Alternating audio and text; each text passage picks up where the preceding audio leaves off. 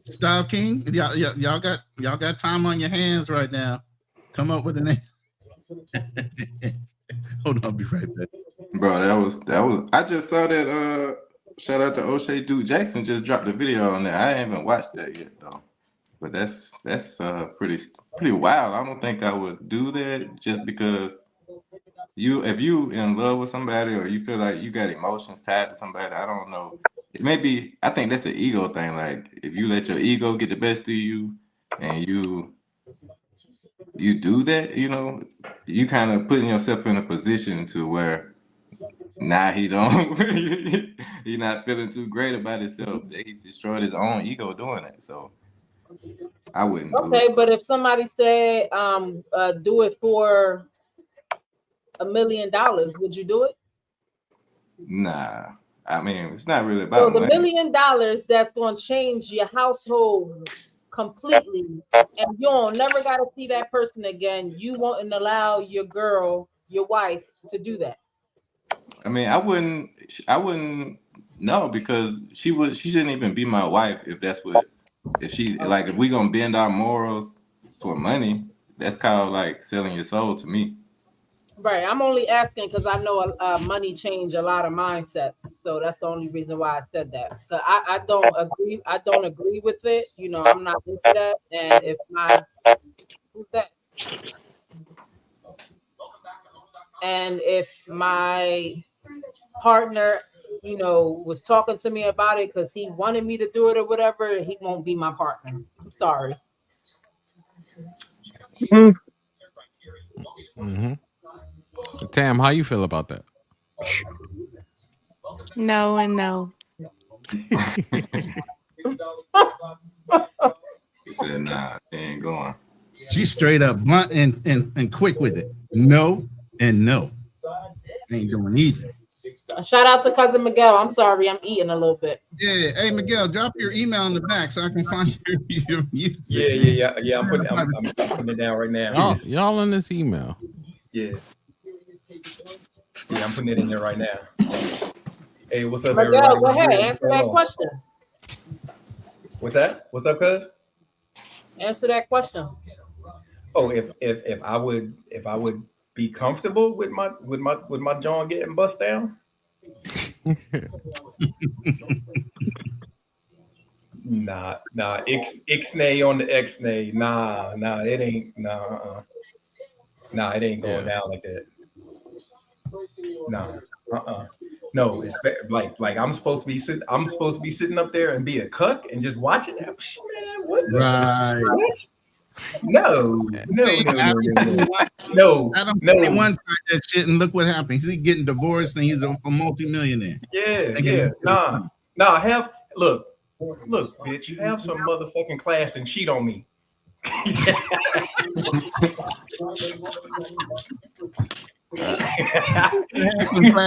To yourself. Have some class. The couple plug talk. Is that situation really going on, or is it for clout? What, as far as Adam 21 and his wife? Yeah, is that I think that's really going on. It's been in the No, they said it. They said it was fake. That Really? that she didn't really file and somebody stole their thing, which I think she filed, but then she changed her mind. But she said something. She made up an excuse. I don't know why she needs to leave. He was accepting of it anyway. So I mean, what's the point? Right. Like you giving but at the same time, like Misha was saying, if he lets you do that, do you look at him the same? I mean, but come on, Adam 22's always been a lame. It's not about that. It's about her feelings changing for her man. If he allows her to sleep over and over and over with different men as a woman on a woman's perspective, I would feel some type of way. Like, damn, do you really care about me, or you just tossing me around because this is what we like to do for fun? Like, I would eventually look at you different after I'm already used to that money coming in. Yeah, and because you hit the nail right on the head. And who said about him being a lame? Nah, that's really on some like pimp, like back in the 60s, 70s pimp type shit. Like, this my bottom, you my bottom bitch. You gonna do whatever I say. Go out and get that money, because basically that's what he did. He pimped his wife out. Wait, hold on. But I thought like, you know, they were kind of doing porn together and this whole thing. It was weird. They were, Carl. They were doing it together. It became a business. But what I'm saying, as a woman, eventually you get used to that money, and then you're gonna feel like damn, I'm for everybody. Like I want somebody to just want me. You know, like that. I don't know how to explain it. Maybe Tam can help me out with it because she's another female on the panel. But that's a weird situation. As a woman, like I would eventually feel some type of way. Like, yeah, I think I would end up calling for a divorce too. Like, I'm cool off you. You let me be cool with other men in front of you, and I've done like that situation is different.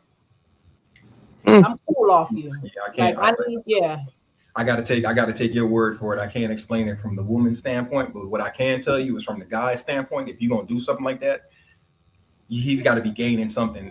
And I think just off of that one video, like and all the views and everything, and all the man, they made millions off of that. So to me, he pimped her out. He pimped her out. And like you said, YV, he's always been doing some stuff like that, but it didn't blow up, and it only blew up because it was salacious. It was like, yo, this man is letting his wife get piped down by a porn star. Like, yo, come on, man. Hey. Yeah. That first 15 seconds was hot. I'm telling you already, I'm using that shit. Yeah. I appreciate it. I don't know about y'all, but I tend to have a little bit of a different opinion. Maybe it's new wave, but I don't really care that much, to be honest with you. I wouldn't go so far as like pimping her out and stuff, but you know, most of the women they're like, well, most women nowadays, I wouldn't say they're for sale, but it's like, come on, I live in Miami, they're all going. So yeah. So Carl, that don't really surprise me. Hey, all going. So Carl, you're okay with your girl, your main girl, or whatever you want to call her, your partner, or whatever you want to call her, getting pimped down, getting bust down by another dude, or getting whatever. Yeah, as long as she don't eat all like, his food. you know, because the thing is, I've never been like a I love you, baby type of dude, or like, you know, I don't really want to have kids or get married. So I'm like, why does it even matter to me? I don't care, as long as it's like you busting it open from time to time for me. All right, whatever, do what you do. I'm talking about you being in a relationship. What? It's true. Like, what you want me to do? What you want me to be like? Oh yeah, you know, fucking. So you don't care about your own girl busting it open for other people, but you care about her eating all your food. Make it make sense. That's what I'm saying. Like, man, I'm telling you, like, it's a different situation. Okay, so food is more important than your girl. That's what you're saying. Well, I mean, that's a different situation. You know what I'm saying? The principle is the same. I mean, the principle is not really the same. You know, at least to me. At least to me, anyways, it's not really the same. You know, I swear. So as long as she ain't eating all his food, then she can do whatever she wants. All right, how about this? It's more apt to say as long as like she doesn't cost me too much. Like by cost, I don't mean like you know, if I'm dealing with a chick and she just grates on me, all right, now I'm gonna be mad because now you're making me mad. But like if you don't make me mad and you just bust it open from time to time, I'm like, all right, she cool. Carl, you know what I'm saying? Carl, you're still maturing. You're still maturing. Yeah. For sure. The bar is in hell. He's paid him millions of dollars, and I think he did buy her a Lambo as a gift after the fact. So if he's buying Lambos out here, that means he done made a man already. You get what I mean? Exactly. So, you know, in a place like Miami, like I think people just kind of delude themselves a little bit. They think like, go ahead. You're the guy because you're an accountant. You're the guy that would allow your woman to go out there and make that $1 million for one night stand with a millionaire, right? You're that guy. I wouldn't really care if I'm being honest with you. I really wouldn't. I wouldn't get married. I just don't want to get married. But like, I mean, it's like, that's your wife. You know what I'm saying? $1 million. That's your wife. I'm giving you $1 million plus to sleep with your wife for one night. You good with that? All right. Shit. Shit. Adam 23, like I've been saying. Adam Like I'm not gonna be like, I'm not gonna like, as long as you don't like put that shit on the news or you fucking embarrass me, then cool. You know what I'm saying? A movie like that, right? Yeah, it's a movie exactly like that. Mm-hmm. Hey, I just want to say, I think Adam 22, he kind of pimp himself out too, though. So it's not. I think he just don't. I think he prioritized money over everything. Yeah, that's true. Adam 22, I would say, is just kind of embarrassing, Like he's one of those. He signs up for that boxing match and then he doesn't train, I guess, so he just gets his ass beat. And you just look at somebody and you just laugh at just how pathetic they are. That's how I kind of feel about Adam 22. He's just pathetic, I don't think his girl is leaving him or he's having his relationship problems because his wife is banging other dudes. He's having his relationship problems because he's pathetic, and he doesn't really have any code that he lives by. He's just kind of a right now kind of dude, if that makes sense. That's just my opinion on it. All right, you are right now, dude. Yeah, it's called Indecent Exposure, and it's Robert Redford, Demi Moore, and Woody Harrelson. Carl B. Yeah. Aren't you a right now type of dude? Nah, I wouldn't consider myself that. Nah. I thought that's what you said a few seconds ago about, she just busted open or something like that. You said, and I'm cool. Like, yeah. But as far as like me going in and try to be like pretending to be something I'm not. No, that's just not me. That's just not me. Because I know for a fact that like half the time I'm like banging other women too. So I'm not gonna be like, that's not acceptable. You know what I'm saying? So I'm like, come on. Carl. He said he's not getting married though. I don't like the loss of innocence in Carl. That's the whole point of it. You're married in this. Who said I was ever innocent? I did. You're the little babycito. I don't like when you talk like that, Carl. It hurts my heart.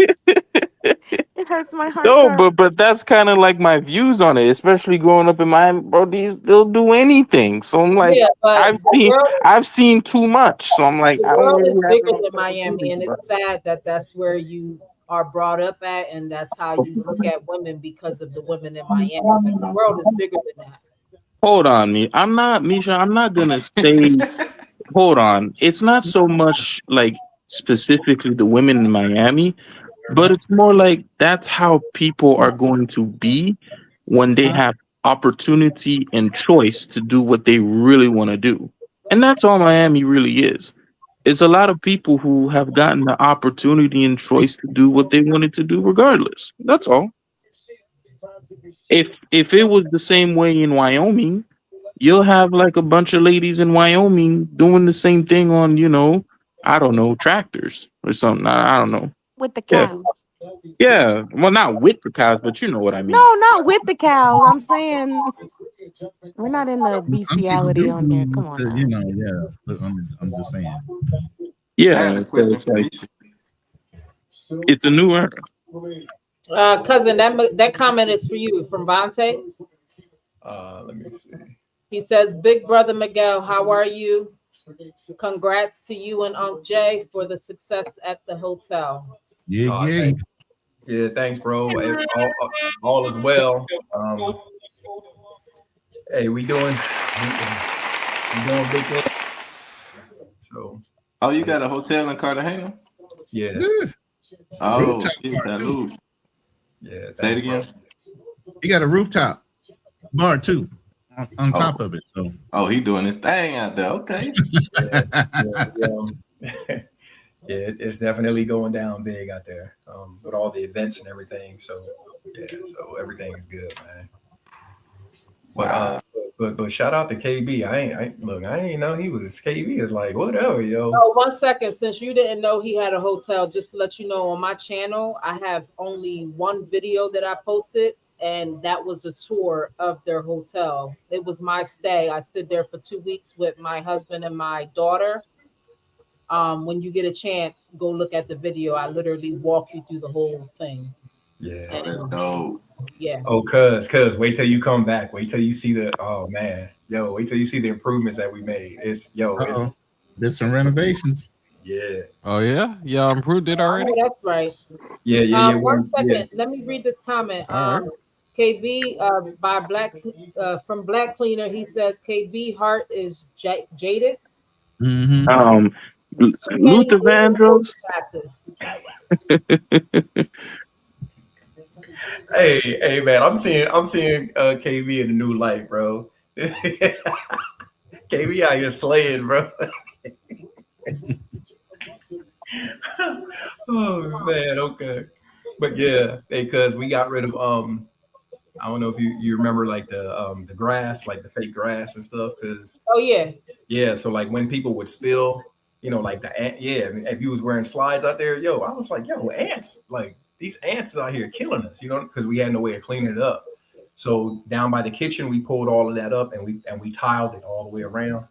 And then up on the top in the VIP, it's wood floors. We switched out all the lights. It's I know that got it looking more spacey. Floor like that. That's what's Miguel, up. I won't make it this year, but possibly next year. Oh, that's what's All up. That's what's up. Hey, we'll be there, bro. And then we took the roof off over the pool. We still have the pergola, so we got the sun heating the pool because a couple of the ladies, they was like, hey, this water is cold. When we want to get in there for the late night splish splash, they was like, so we got the sun heating the pool all day. That's what's up. Yeah, so it's definitely going down out there. I mean, was it cold? Like you taking a damn, ice bath, or was it? No, it wasn't even that. It wasn't even that cold. Nah. But it's definitely. So we took every time it rains here, they think it's an Antarctica wind. I'm like, girl, stop. This is nowhere close to any kind of Antarctica. You're gonna feel it, believe me. I'm gonna take them. I'm gonna take her out to Japan this winter. Yeah. So she can really feel some cold, and then you can come back and complain all you want after that. Trying to tell you, because I'm in Florida right now. I'm like, I'm ready to get back on the road though. So I bet you are. Yeah, you living it up though. Yeah, you serious business down there. Yo, Miguel, how's your lady friend doing that really got involved with you? I mean, you still got her on the team, I'm sure, right? Oh shit, he about to put you out. Yeah. She all right. She good. Oh, okay. Yeah. So. Look, it's all good until it's not. So that's all. Hey, Ronan, you got a question? That's why I had to check in with you. Yeah, I know. The question on the table is, Ronan, you think Darnell needs a coach? LOL. I heard you guys going in on. All right, so leave Darnell alone. I like Darnell. Yeah, Misha was in there giving her the motherly love and coddling situation going on in the damn chat. Well, I'm sitting here ripping on Darnell about holding him accountable. Before you start, the reason why I said that, I rocks with OTO. That's my guy. I have nothing bad to say about him, but I will agree with Darnell when Darnell said as soon as he got on the panel, OTO said, did you go get that haircut? So OTO went on him first, and then so that I will agree with Darnell. Like they be on Darnell. This is what you don't know, Mish. This has been going on almost 3 years. Years. 3 years. We've been holding this young man accountable. He ain't that young no more. He's 40. He all right. So this started a little while ago. I hope Darnell pops up today. I don't know. OTO, I think, is a CIA agent. But what, man? OTO don't give me CIA agent. Man, he's like a subverter put together by some kind of foreign government, bro.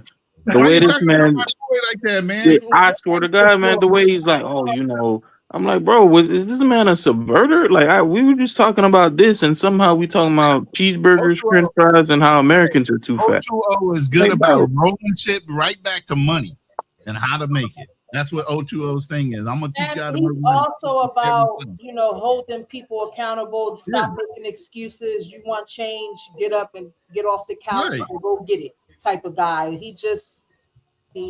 That's what it is with him. Mm-hmm. I'm not really trying to change the subject. I just wanted to ask Misha a question that when I was in the chat, I didn't, put it in there. But where did you travel to? You said Dominican Republic. Like what part of Dominican Republic? And then you went to Cartagena as well. I'm sorry, ask me that question again. I didn't hear you. You went to Dominican Republic. I was trying to see what part you visited, and then also about your trip to Colombia. And did you go anywhere else other than that? When I go to Dominican Republic, I always go to Santo Domingo. That's where I stay. My trip so I have been other places. I've been to Mexico. I've been to, the St. Thomas. I've been to a few places. Colombia, I went out there. It was a Valentine's Day gift from me to my husband. And I pretty much was with Miguel and Uncle Jay, and they pretty much showed me around. We went to the clock tower. We went out to eat. We turned up at the hotel. We went to the red light district, all that good stuff. So, yeah. Did I answer that? I'm sorry. Yeah. I was just wondering because I didn't know. I get caught up though. I subscribe to your channel, so I get caught up. All right. Oh, yeah. And Misha, your channel's growing. You almost at 500. Really? Damn. I haven't checked it. Because I'm looking at this 4 something. I'm like, dang, that's a lot. So Style King, when I travel, me and my husband, we pretty much like do DR for the most part, and we want to start doing Colombia more. Because the cost of living in Colombia is much more cheaper. You get more for your money in Colombia. But we pretty much, hang out around the red light districts. I love the red light districts. I don't get involved, but I let my husband do what he want to do when we're in those countries. I'm not sure if you know too much about me. This is my first time seeing you on the panel, but yeah, that's what I do. That's what we do. You doing your thing. Man, y'all some good people. I like that. I'm Puerto Rican, so I communicate with the girls with no issues in Spanish. We get it popping. Oh, okay. And I mind my business, and I sit poolside, and I wait until he's done, and I ask him how was it. Right, Miguel? That's a lucky man right there. He's the luckiest man on the planet. Facts. I was chilling with Miguel at Marina while my husband was up in the room getting busy. I'm just sitting there chilling with Miguel, having drinks and stuff. I'm like, damn, Miguel, he should have took that one upstairs. Something nice with him. I'm like, shit, we missed out on that one. So yeah. Nah, she was like, oh, damn. Yeah. It was hey, it's definitely you know what I mean? It was some nice groceries out there, you know what I mean? Nah. And now y'all was saying I'm crazy? Yeah. Y'all was saying I was crazy? How do you call that crazy though, Carl B? That coming from a man, it's not called crazy. Yeah, right? but like, I mean, think about it. What would other women, if they heard you say that, what would they think? They'd be like, "You crazy?" Wait. I got your answer, Carl. Opinions don't pay bills. I got your answer. So Cuz was down in Colombia changing minds. Because one of the girls was like, she told us we was out there sitting, and she was like, "Oh my God, you're making me rethink my relationship and how I should be in my relationship." Because she saw how they was interacting, and she was asking me. She was like, "Yo, you don't get jealous?" And she was like, "Why? I know where he's at, and this is not like what's up?" And she was like, "I would rather, And she was explaining to her why, and Shorty was just like, Wow. Hey, back shots. There is a Cash App scrolling at the bottom. If you can't send a super chat, hit her Cash App. Yeah, she was pretty much like amazed. Like, it's just like how I was telling y'all earlier, how I feel like I was breaking certain standards in my household, being a married woman, like complaining, basically saying I'm tired, I don't feel like cooking, and I found myself not cooking as much as I used to. And then when I travel to these Latin countries and I see how attentive they are to their men, to tourists, to whoever, it made me, jump back on my game when I came back home. So yeah, for sure. Like she was like, I see, she was like, it's something that I want to try because I see how you are. And I'm like, yeah, like what's the issue? Like, if you are so-called this bad bitch, you go on Instagram, you put up all these fly pictures, you so confident. So be that way in real life with your man. If you so-called this bad bitch, be that way in real life. Shouldn't nothing, can't nothing in this world fuck up my home, fuck up my marriage other than God. I don't care how many candles you light in front of you. Nothing, no female, no none of that is ever gonna mess with my marriage. I am top notch. I am number one. My man is not going nowhere. I'm not going nowhere. So when these women claim to be a specific type bad bitch and you doing all this for the gram and for strangers and walking outside looking, so sexy, this, that, the third, okay, you got all that confidence, be that way with your man. It shouldn't be a problem. If that's what you want to do, be that way. Well, Misha, from their perspective, like it's like a job, just like anything else that they just kind of do because it can like pay the bills. And maybe they don't got as good of an education, but for them, Colombian women, they're never gonna accept that. Like if like what you do or what you did, if she took that to her friends, like it would just be unacceptable. That's something that you would even have to hide from your own mother in a country like Colombia. Yeah, I understand that, and I've heard that from many women in Colombia, but I also hear that their issue is that Colombia is oversaturated with beautiful women. So if they were open to do that with their partner is still going to go behind their back and sleep with the woman that she brought into the home. And it happens here in America, but I don't think it would happen as much as it would in Colombia. And Colombia is oversaturated with beautiful women. Yeah, Bro, it sounds like So that. if I was her, I would probably be afraid too, even if I was confident out there, because it's just like he could be at Marina behind my back if I didn't accept it, smashing something, and I would never know. I mean, because I see what you're saying, but in my opinion, I don't really have a super great opinion of Colombian men. I think these are dog ass niggas. Like, even if you give them something like that, they still gonna cheat because they'll see this little prostitute down the road or something, or if he's halfway successful and he's got his life together, bro. There's nothing you're gonna like. I've heard so many stories. It's like, But Carl, that's why I had to really sit here and really think about it. Like, what man is really truly going to be happy smashing the same fucking girl for the rest of their life? I'm sorry, and if any man on here going to say, "Oh, I'm going to smash this girl," I love Misha is 110% right. I love her, and I'm going to be smashing. Hold on, let me finish, because y'all got me in my bag right now. If any man will say that I'm going to be smashing the same girl for the rest of my life, you's a fucking liar. Because it's bad bitches all over the world, okay? And for somebody to be walking around, like, come on, like, I could really get into details with this shit, but like, tell me what man is really gonna be fucking one girl for the rest of their lives. So I was like, okay, let me just be open to letting him do his thing, because I'd rather laugh with my husband about, was it good? Was it stinking? Was it smelling good? Like the room, stuff like that. Like, I'm not with my girlfriends on the phone crying, saying, he was cheating on me, or, my girlfriends are not calling me saying, oh, I seen him in the VIP and he had these girls around them and they left together, No, that don't happen over here.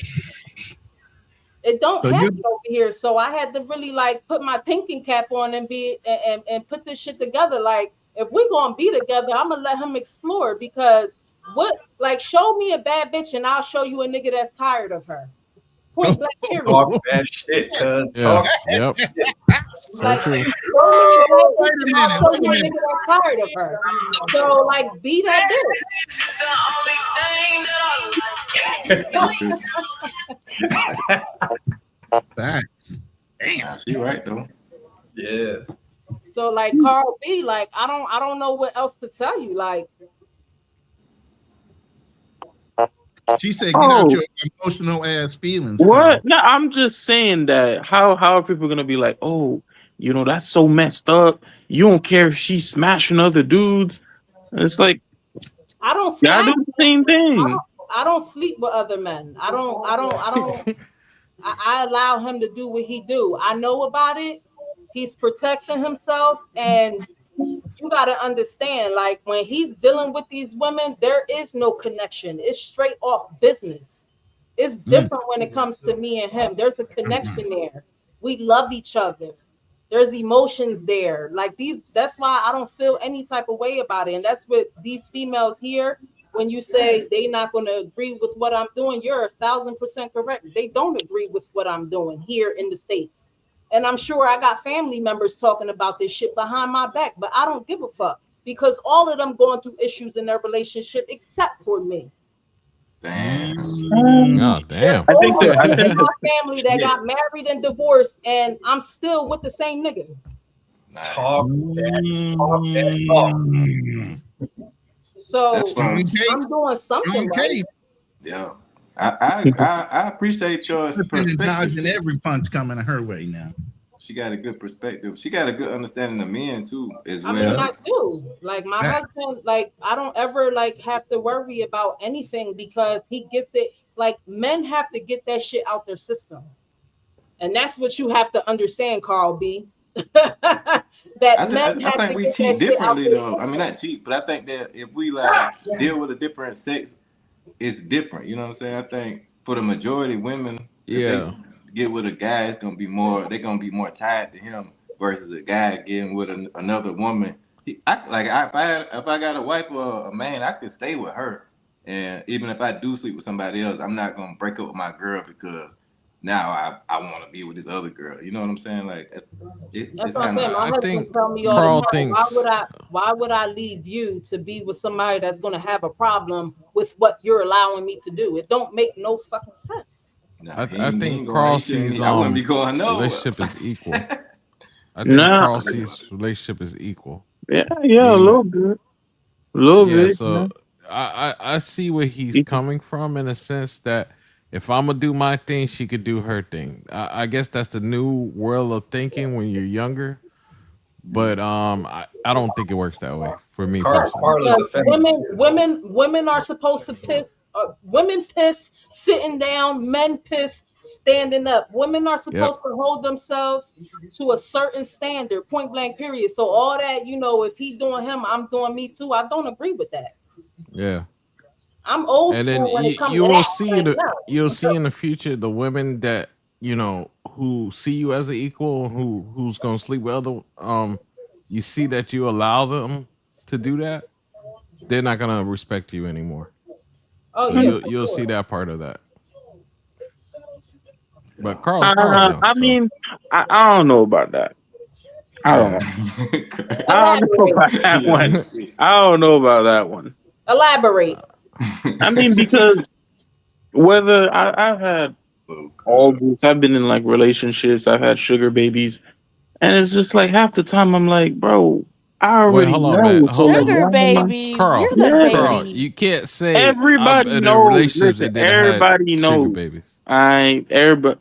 Oh, I mean, I would say it's more complicated. Like, if you've never been in kind of like that situation, it's gonna be kind of like something that it's like, whoa, right? Like, but it's weird if I could really describe it, because it's like there are times where you might meet someone and they just want like this, like whether it be the sex or whatever it is, and then there are times where you might be with a chick and she just keeps trying to talk to you and convert it into something else for weeks and weeks and weeks on end. I've kind of had both, where in a way it kind of ends up does becoming a relationship in a way. It's hard to really put it into words and describe, because it's like you can kind of tell, like you'll be like, listen, you know, I don't know why you're doing this. I just want to fuck, but like you can just go fuck other people. Like I don't care. And then they'll look at you like, oh, like what do you mean? Like you think I'm gonna do that to you? And it's like, bitch, you know. So that's what I mean. Like it can like depend. Like if that makes sense. I know it kind of sounds a little crazy. Carl, who hurt you? Tam, get him. I was honestly really gonna ask him, just based off his experience, just what he's been saying tonight, not necessarily what we're talking about right now, but it sounds like someone hurt Carl's feelings on his last trip. Oh yeah. That's how I feel too. I just don't tell everything on YouTube. You don't have to tell everything. It's in what you say, baby. What little baby? I was doing less in Bogota than I was doing in Medellin or any of these other places. That means somebody in Bogota had your heart because you didn't give a damn about doing more. What? Something happened. Yeah. Never ever going back over there again. Miss me with the power outages or whatever it is that he said. Something happened. Nah, he was so excited to go over there. It was really the cold. Like I was getting cold ulcers on my skin, so like I would break out into these rashes and stuff from the cold. So I really don't. Wait, hold up, Carl. Hold up, Carl. Yeah. Hold up, bro. You didn't have no lodgings? No, obviously I had lodgings, but how you out in the elements so much that you getting cold like these cold blisters? Colombia, bro. Bruh, it's Bogota every day. It's like 50 degrees, and it was during the winter time. So I came in with the expectation of summer weather. So I just bought shorts. I wore a light jacket, and I had me a honey to keep me warm at night. Hey. So, hold on, one second, y'all. 1 second. Shout out to Travel Unfiltered Perspectives for pulling up on the panel. What's going Formerly on? known as Black Man Travels, my brother Lions Den, Kinall. What's up, bro? What's up? What's good? Hey, what's going on, man? It's been a while. Glad to be back. Mr. Smooth back there. Go ahead now. Hey, what's up? Hey, what's up, everybody? Just enjoying the conversation, man. So Carl, you ain't take no lotion down there? You ain't take no like I just came with some basketball shorts, some t-shirts. Basketball shorts. Yeah, I came in thinking it was gonna be vacation. Like you didn't do your research. That was your first time in Bogota? It was my first time in Bogota. So I just took some basketball shorts. I'm like, oh, you know, it's gonna be all right. So I showed up and it's cold as shit. I was gonna pack the jacket too, but then at the last minute, I'm like, I'm probably not even gonna need it.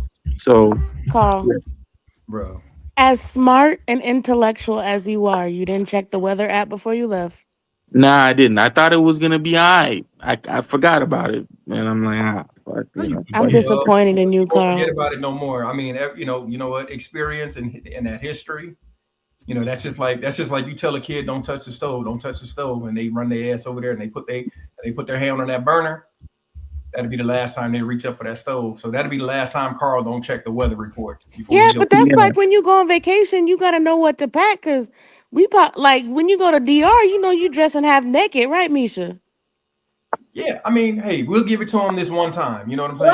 Cuero. Pa arriba y pa abajo, cuero. No. Morena. Yeah, we'll give it to him this one time. But you still because we expected more out of Carl because Carl is Carl. Hold up. I want to get BMT involved in this conversation because he's bro, y'all need to lower your expectations. Don't be putting me on these high. You the one that be making yourself give us high. Yeah, don't be giving me high like expectations and shit. You know that way. How can we not, Carl? You the one put yourself up there, and we just trying to hold you up. But the fact that you didn't check the weather app, that's a big problem. Knicks looks like they about to win. Knicks won the championship. It's over. It's over. My best friend is sad. He's a Spurs fan. fan. Give him a shot at doing it at home, huh? damn, New York is lit right But now. you know, you've been to Colombia a lot of times. You've been all over the world, literally. So I know you've been listening in on some of these topics that we've talked about so far, and it's not just about Colombia. You know, the openness of women, their mentalities of accepting new types of relationships nowadays, breaking traditional stereotypes when it comes to relationships. What you got to say on any of what's been said up to this point? And welcome back, by the way, my brother. I'm good. I'm so happy to see you. You have no idea. Thanks, man. I appreciate it, man. You know? Hey, can you hear me loud and clear? Yeah. I mean, it's kind of funny because I'm hearing a lot of travelers doing their thing, but a lot of them sound like rookies. So doing a lot of rookie mistakes. Mm-hmm. But I think people just need to manage their expectations, man. Like, you know, the whole point of you traveling is to try different experiences. And I think people have forgotten about that. They just focus on trying to find love and all this bullshit. I'm like, yo, listen, go back to traveling for the reason why you're traveling and just keep it simple. Manage your expectations and understand that, hey, women are women, man. Like, people try to position women as like higher than thou in different countries. At the end of the day, they're all the same, man. It's like it all boils down to the type of women you meet. So true. If you meet low-class women, you get low-class quality. If you meet high-quality women that are about their business, then you're going to get the end results of that. So for me, it's just like travel the world, create experiences, create relationships, like genuine relationships, and take it from there. I think a lot of people have made this more complicated than they're making it more complicated than it has to be. Right. I agree. Facts. I was gonna suggest Cali, Colombia too. I know you can speak on that as well. Like, yeah, man, I've been traveling to Colombia since 2015. Been to 7 cities. My last trip was Cali back in 2023 or 2024, I believe. I think Roland tend to make fun of my trip. My last trip to you had a nice Cali. trip, though. You had a good trip. Yeah, of course, man. It's not it's the cyclement of the photos. Hey, man, listen. Understand this. I'm part of the old school, man. I'm all about receipts, man. A lot of people traveling with no receipts. I show my receipts, and yeah, I think Colombia is a beautiful country. It's a great place to visit, but I think people get stuck on stupid on Medellin and Cartagena. Colombia has so much to offer, and even other countries have so much to offer, but I think people get caught up on the tourist spots. Yeah, because Cali is so much more better than Medellin and Cartagena put together, in my opinion. I love Cali. You been to Cali? Yeah, I've been to Cali twice. Oh yeah. I went to Medellin first, and then it kind of turned me off to Colombia. And then I took a chance and went to Cali. I stayed for 2 months. I enjoyed myself a lot in Cartagena because of the hotel, Miguel and Unc Jay, and also they have a beach. But I like Cali more than. I got somebody I can introduce you to if you decide to go back down to Cali with Love Crossing Borders, Andre and his wife, Andre. Thank you for introducing me. He put me on to a lot of stuff. Yeah. Thank you for that. You know what? Cali is my favorite city as well. Misha, he's a big YouTuber in the Colombia space. What was that perspective? I said, go ahead. Go ahead. Sorry. Yeah. I said I like Cali as well. Cali was actually the second city that I visited back in 2015, and I fell in love with it. Particularly the fact that they're black folks, man. Black Colombians that look just like me. The culture, the food, the rhythm, the city. I love Cali. But a lot of people just get stuck on the Medellin, the Paisi. And they're truly missing out on the true essence of what Colombia has to offer. And Cali, if you really want to get that black experience, go to Cali. Not Cartagena, Cali. Yeah. I mean, I think just in general, the people seem more authentic, like, to me. Like, because I met like Paisas and stuff like that in Ecuador it's nothing like how Medellin is. Medellin is like I haven't been to Vegas, but I could imagine it's probably like a Las Vegas, like at this point with the tourism. If you tell people you're American, like they gonna automatically, I don't know how it is, but I didn't like it. I left I'll say this, man, and I may get some little backlash on this, but Cali has the most beautiful women across all of Colombia. I think a lot of brothers get stuck on Medellin because they little white girls and they like that shit. But Cali has all that. Cali has the mulatto, the negras, the morenas, the blancas, the native, all mixed in one. But guys get stuck up on the little Medellin. They want the little Pisces, and it's like they just plain chicks.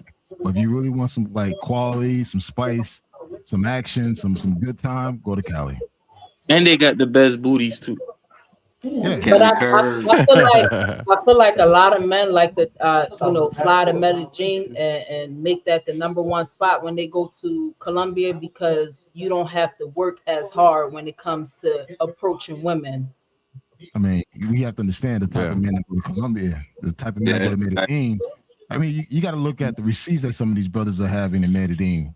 They going on down there to mess with chicks that look like they got tattoos all over their necks, look like they on drugs. I mean, I'm sitting back. Listen, I've been quiet. I've been quiet for quite a while. I've been sitting back watching. I'm like, wow, you travel way out there for that. But hey, it's what it is. I'm not counting your pockets, and I'm not comparing what you're doing between the sheets. But damn, if you're gonna go overseas, at least get the baddies. Yeah, because you see when those people get scoped, they got those. Yeah, they got that type there, and it's just I'm like, seeing what? dudes getting scoped by fat chicks, and I'm like, wow. Wow. Okay. You ain't lying. The only thing you should be getting from a fat chick overseas is type 2 diabetes. These niggas be getting fat, bruh. My problem is like when brothers go to these countries and you go down there and mess with the lower totem pole women, then you want to come back and talk shit about American women. So I'm like, bro, if you're going to go to these countries, at least deal with the dimes, the A plus. Don't go there and deal with the D levels and come back and talk shit about American women and think that, hey, women overseas are better. Listen, I've been quiet. I've been watching, just seeing some of the receipts that dudes been showing. Man, dudes got to do better, man. I got a lot of that. Yeah, they watching the game and stuff. So, shout out to William Gooseby, my brother out of Colombia. You're more than welcome to hit the link. This is an open chat forum. Thank you for the 10,000 Colombian pesos. Salute to Ronin Travelers panel and chat fam. Much appreciate you joining us. This is an open forum, so you're more than welcome to come up and share your experiences.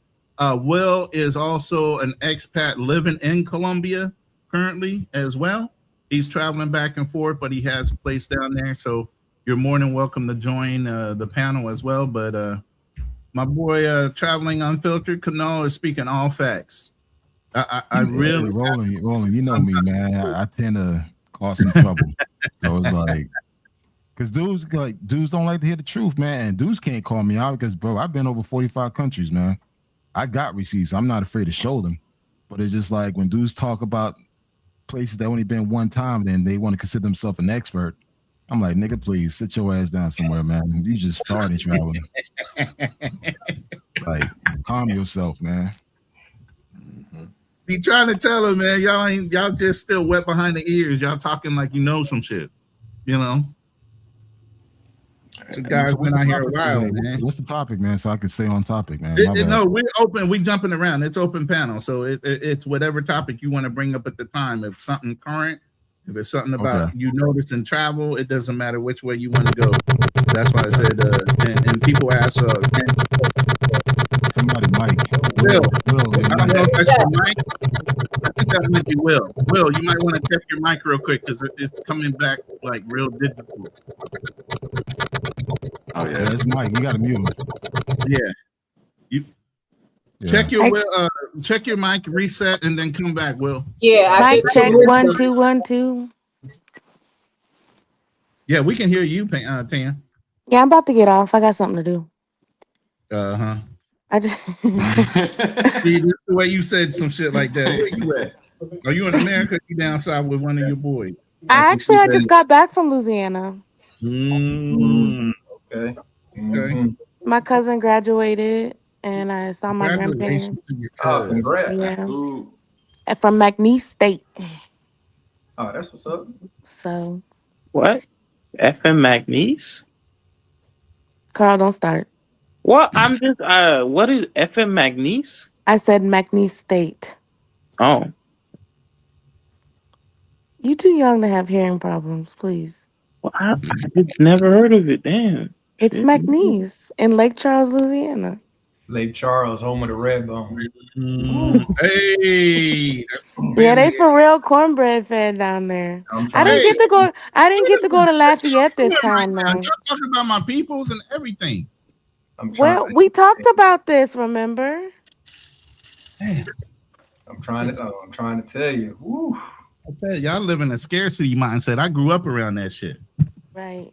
both in Maryland and down And where the south. stations up, man, I got fried catfish from the gas station every day. Damn. Every day. And then I got back home and went to the gym. Wait, pretty and they can cook. What? Did you just say Yeah. all that? Wait, what? What exactly? She's like, what? You know I'm out of touch. I don't be knowing what's going on with y'all. I've been gone for a little bit. Game over. Shout out to NYC Knicks. Whoop, Sorry. NYC's about to be destroyed. Damn. Oh, well, Haiti just lost. Thank God it's already halfway. It's halfway. Haiti's out? No, Haiti just lost to Scotland. Scotland. Let me guess. They Scotland. lost like 7-0.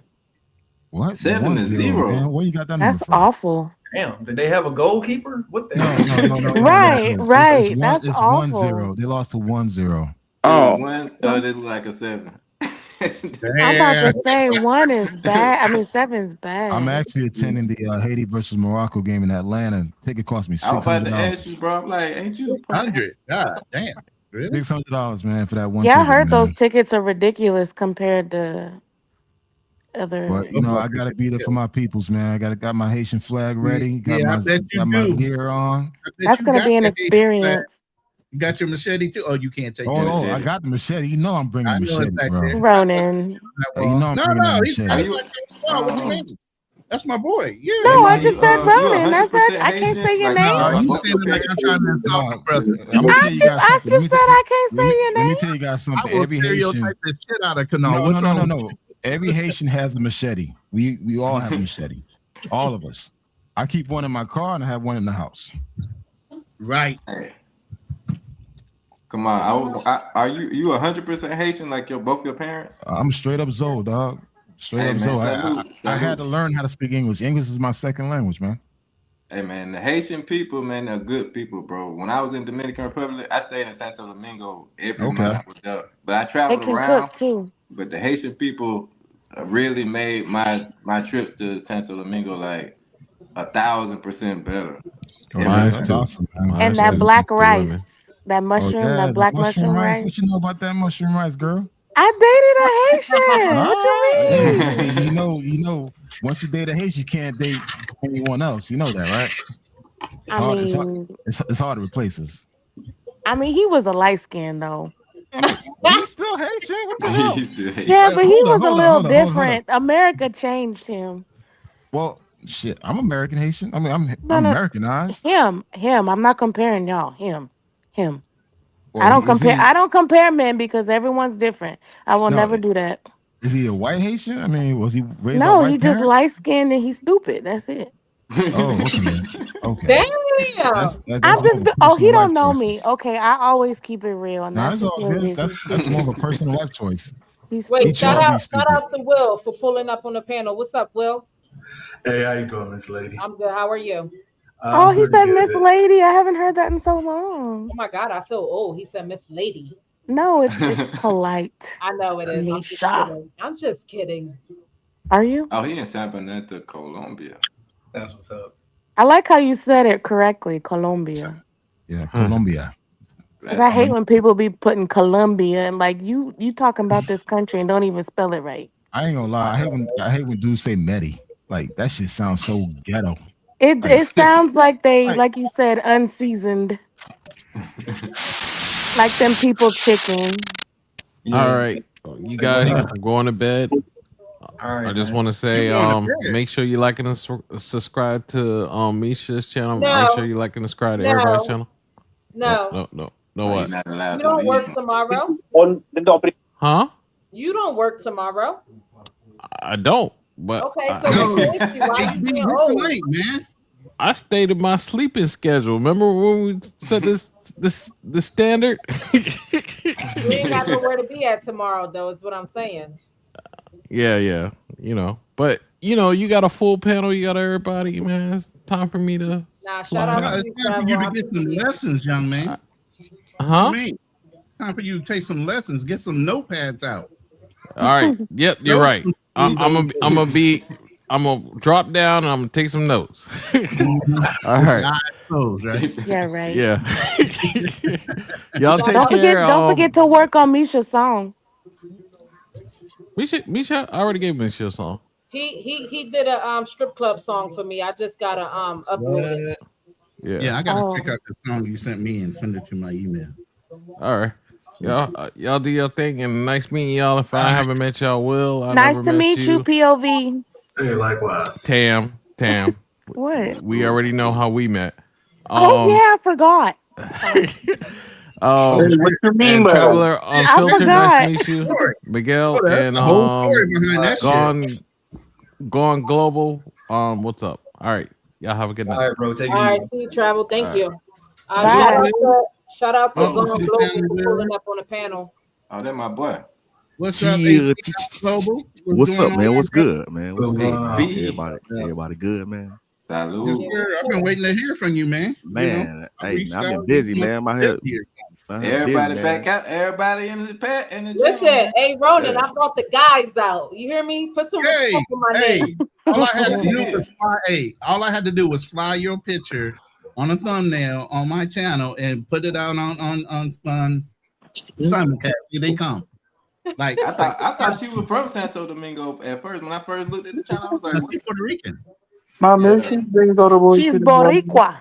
Boricua. So yeah, like I said, it's an open forum, so it's an open panel. This is Misha's channel. I appreciate everybody joining, but please at least subscribe to Vibing with Misha. And if you can be so kind, if you want to contribute, her Cash App is floating across the side at the bottom of the screen. Help her channel out. Help it grow. She's down to 500, trying to get her monetized.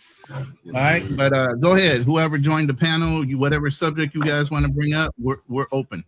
It was nice to meet you, Misha. Oh goddamn, Tam. hey, let me ask a question before HP start cooking. Let me ask a question. Where I heard of Sabaneta before. Where is that though? That's the southern part. So basically it's the Burra Valley. So I stay in the southern part. I'm literally about 4 miles away from El Poblado, but I'm close to everything. El Poblado, Envigado, Itagüí, Laureles. I used to live in Bejo, the northern part. It was, like I said, I've been here for, pretty much 2 years. I actually bought a place. And, I retired. I mean, a lot of people say I retired young, but I mean, I was in the military for 23 years. And then, of course, I worked for Department of Defense as an intel officer. Thanks for your service. Oh, thank you, ma'am. And of course, they paid for my master, all the degrees, all the certifications. I mean, like I said, with the intel, I mean, the clearances, all the people that I've met in my journey from presidents, to speaking at the Pentagon, to speaking at DIA, CIA. So just to let you guys know, I'm a retired intel officer. So I was in the Army. I was also part of special operations. And then I went intel. I was actually with Admiral McCraven when Osama bin Laden got killed. So I was at Camp Alpha in Afghanistan when that was all going on. So I was part of that. So, I mean, I got some pretty good accolades that I did. But one of the things that no matter how high you get, and no matter, like, even if you work for Petraeus, which Petraeus is my boss, Oderno was my boss. Oderno passed away a couple of years ago. One of my favorite generals, stuff like that. And, you know, like I said, actually seeing Petraeus, you know, in the green zone in Iraq was just, you know, just working with that whole set, working as the NCOIC of Joint Personnel Recovery Center. Is, you know, I got a lot of experience working in other countries, working in other embassies, been all over the world pretty much. Southwest Asia. The only place I really haven't been is Asia itself, and where's that? I want to say Antarctica or Australia. Those are only 3 places. Really don't have no reason for going to Antarctica because I'm black. I'm gonna just be honest. I'm black. I got arthritis. I'm like, I ain't putting my body through that shit, going in the cold. That's the reason why I moved to Colombia. But, you know, I retired at 56, but I could have probably kept going. But one of the things I think us as, you know, ex-military or anybody that's a government worker or both, you do have that luxury of retiring with the pension. And plus, I'm also 100% VA disability. And I get to use my benefits and you know, my TRICARE. You know, so basically I can go anywhere in the world. And so, like I said, right, you can Google my name because, you know, like I said, I used to work in the intelligence field. And when I say you Google my name, it's probably the lawsuit I had against the Air Force where I actually won because I was getting discriminated against. I would, you know, I'm gonna tell you, it's not that many black officials that are in intelligence. And so I was always getting challenged. I was always getting looked at. And the sad part, it wasn't by the people from other organizations. It was only the people within my organization. And they didn't even like the fact that people would, you know, I just became the go-to man. Okay. I mean, even when the International Space Station was up there, you know, floating, you know, basically in low Earth orbit, they didn't even have an identification number. I was the one that was in charge of getting all that space stuff, you know, identified. So I have a really vast, you know, career. I've also worked hyperspectral, multispectral. Multispectral is really interesting because that's how we look for oil. So if you understand how that goes, so it's a lot of cool things, you know. And that was the school that I ended up going through NSA when I said the certifications. So yeah, you can still have all those accolades, and you know, like they tell you, hey, you got this, you did that. But man, I'm gonna tell you, Jay-Z said it the best. He said, I'm a billionaire and they still call me nigga. I mean, you can't say it no louder than that. I mean, you see the emphasis of what they're putting on Elon Musk, you know, being the first trillionaire, you know, which is unreal because let's be honest, I never thought I'd see a black president in my lifetime, and I damn sure didn't think we was gonna see a trillionaire in our lifetime. So anything is possible if you let that sink in. Put an First African American trillionaire. You put the emphasis. You put an asterisk on that damn first black president. So you know what I'm saying. But come on, man, keep going, my brother. Come on, he was black. Well, I'm talking about just America as historians. Okay. Hey, you know what? Everybody has a right to their opinion, and the whole thing is. I think he's right. I see what he's trying to say. I know what he means. Got a whole bunch of LGBT rights and nothing for black folks. Yeah, okay, keep going, my brother. Yeah, go ahead. No, it's not like that, my man. It's not like that. I'm just talking in general. But no, hey, look, everybody got the right to their opinion. That, you know, it doesn't, you know, matter. I'm a historic person, so I don't just look at stuff from just one polar side of the aisle. I look at everything.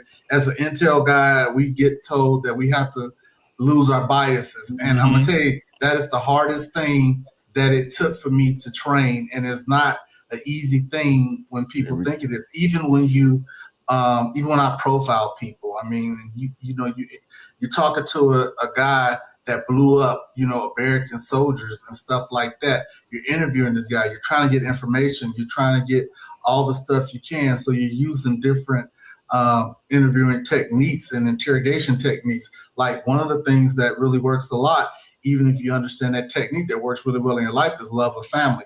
Because people that have love of family, that's always the weakness.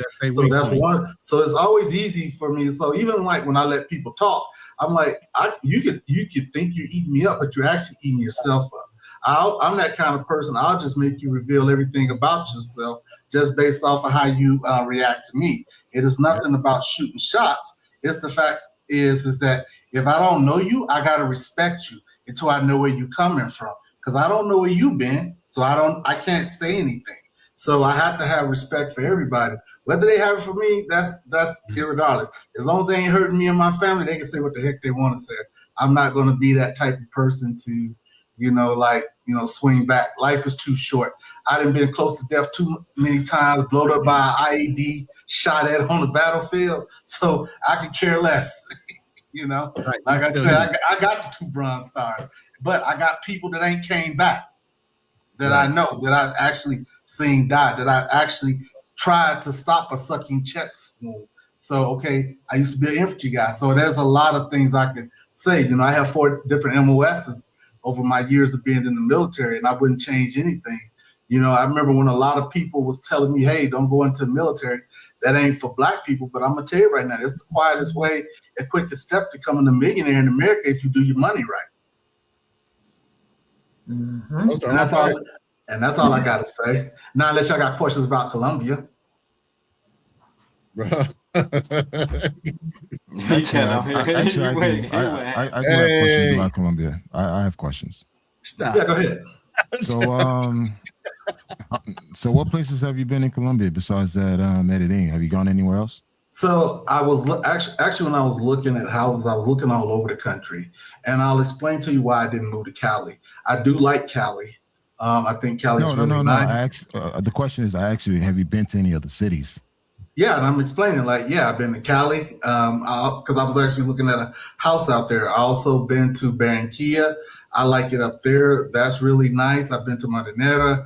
I've been to Isla Fuerte, which is a little small island off of Cartagena. I've been to Bogota. I've been to Buscar. I've been to Barbosa. I've been to so many places around Colombia. And I mean, it's really easy to travel. The only places I don't go is the north east side of the country, because that's where the embassy says you shouldn't go. So because you have a lot of no, we ain't going there, bro. We ain't going there, bro. Hey, look, let me explain something to you, right? It's like, for me, even being an ex-employee for the government, I'm still under what you say disclosures. I'm still under disclosure. Okay. So like I give you like this, right? I can't go to China for another 5 years because I have to literally be out of service for 7 years in order. And so I can't go to China because of the information that I know. Yeah, you got to think, I used to also be part of the nuclear program. So I was in Persian. So I was a commo guy. So I mean, I just so much stuff. And, then being in intelligence, put all this stuff together. Yeah, they don't want that information going out. But now Colombia itself, I've been all over. It's really beautiful. And one of the things I think where most people run into problems, and because, like I said, I used to also be part of civil affairs, is that you have to win the hearts and minds of people. And if you do not speak the language, if you do not understand the culture, we learn this in the military, whereas most people don't learn this in the civilian sector. So it's like we get taught how to move in the country, how to blend in, not to be with the bling, not to be, dressing all flashy or in the name brand stuff. We get taught those things in the military, where some of those guys come down here, they flash money, and I mean, they're walking around talking to girls with their cell phones using a translator because they don't even know basic Spanish. And the thing is like, it's all right to use that translator, but you put a target on yourself when you do it out in public, because everybody sees, oh yeah, that's a tourist right there. So then they're watching you. And then they're watching everything you have on. So I mean, it's the opportunist society. They're not going to just go out there and get you. It's kind of like no dog papaya. If you don't get them papaya, you don't have to worry about anything. But if you get them something to look at, Okay, just like, let's be honest, with the guys that come down, even the guys that come down here with the fake ass Rolexes and stuff, right? I call them, and because here's the thing, right? I mean, when I retired from the government, I bought myself a Rolex. I always wanted the deep sea, bought that James Cameron. But here's the thing, that shit's back home in Ohio in my safe. There is no reason for me to travel to Colombia with that watch, even though it's insured. Why would I put my life in jeopardy? I ain't got nothing to prove. How am I prove something to some people down here that only make $400 to $500 a month?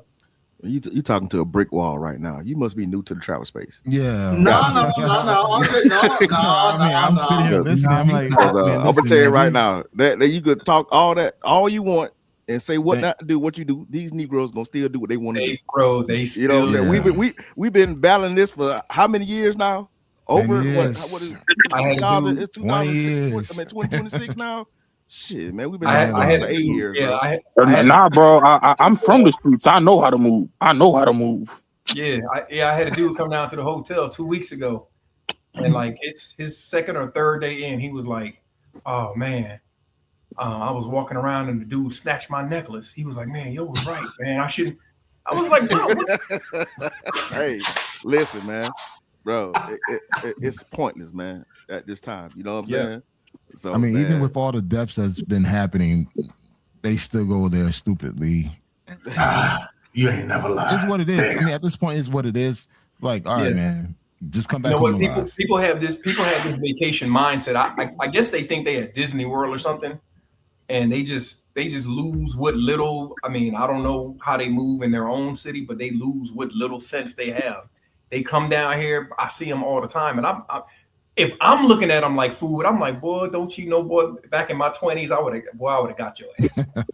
Man, look, man, listen, man, we got a whole sector of people just dedicated to crashing out. You know what I'm saying? It's like, you know, you tell them not to do something, they're just going goddamn, you know, they're going to go the opposite way with it. You know what I'm saying? So it's pointless. I see them all the time, man, walking through Central, yo, they be gone, bro. And I'm like, oh, man, bro.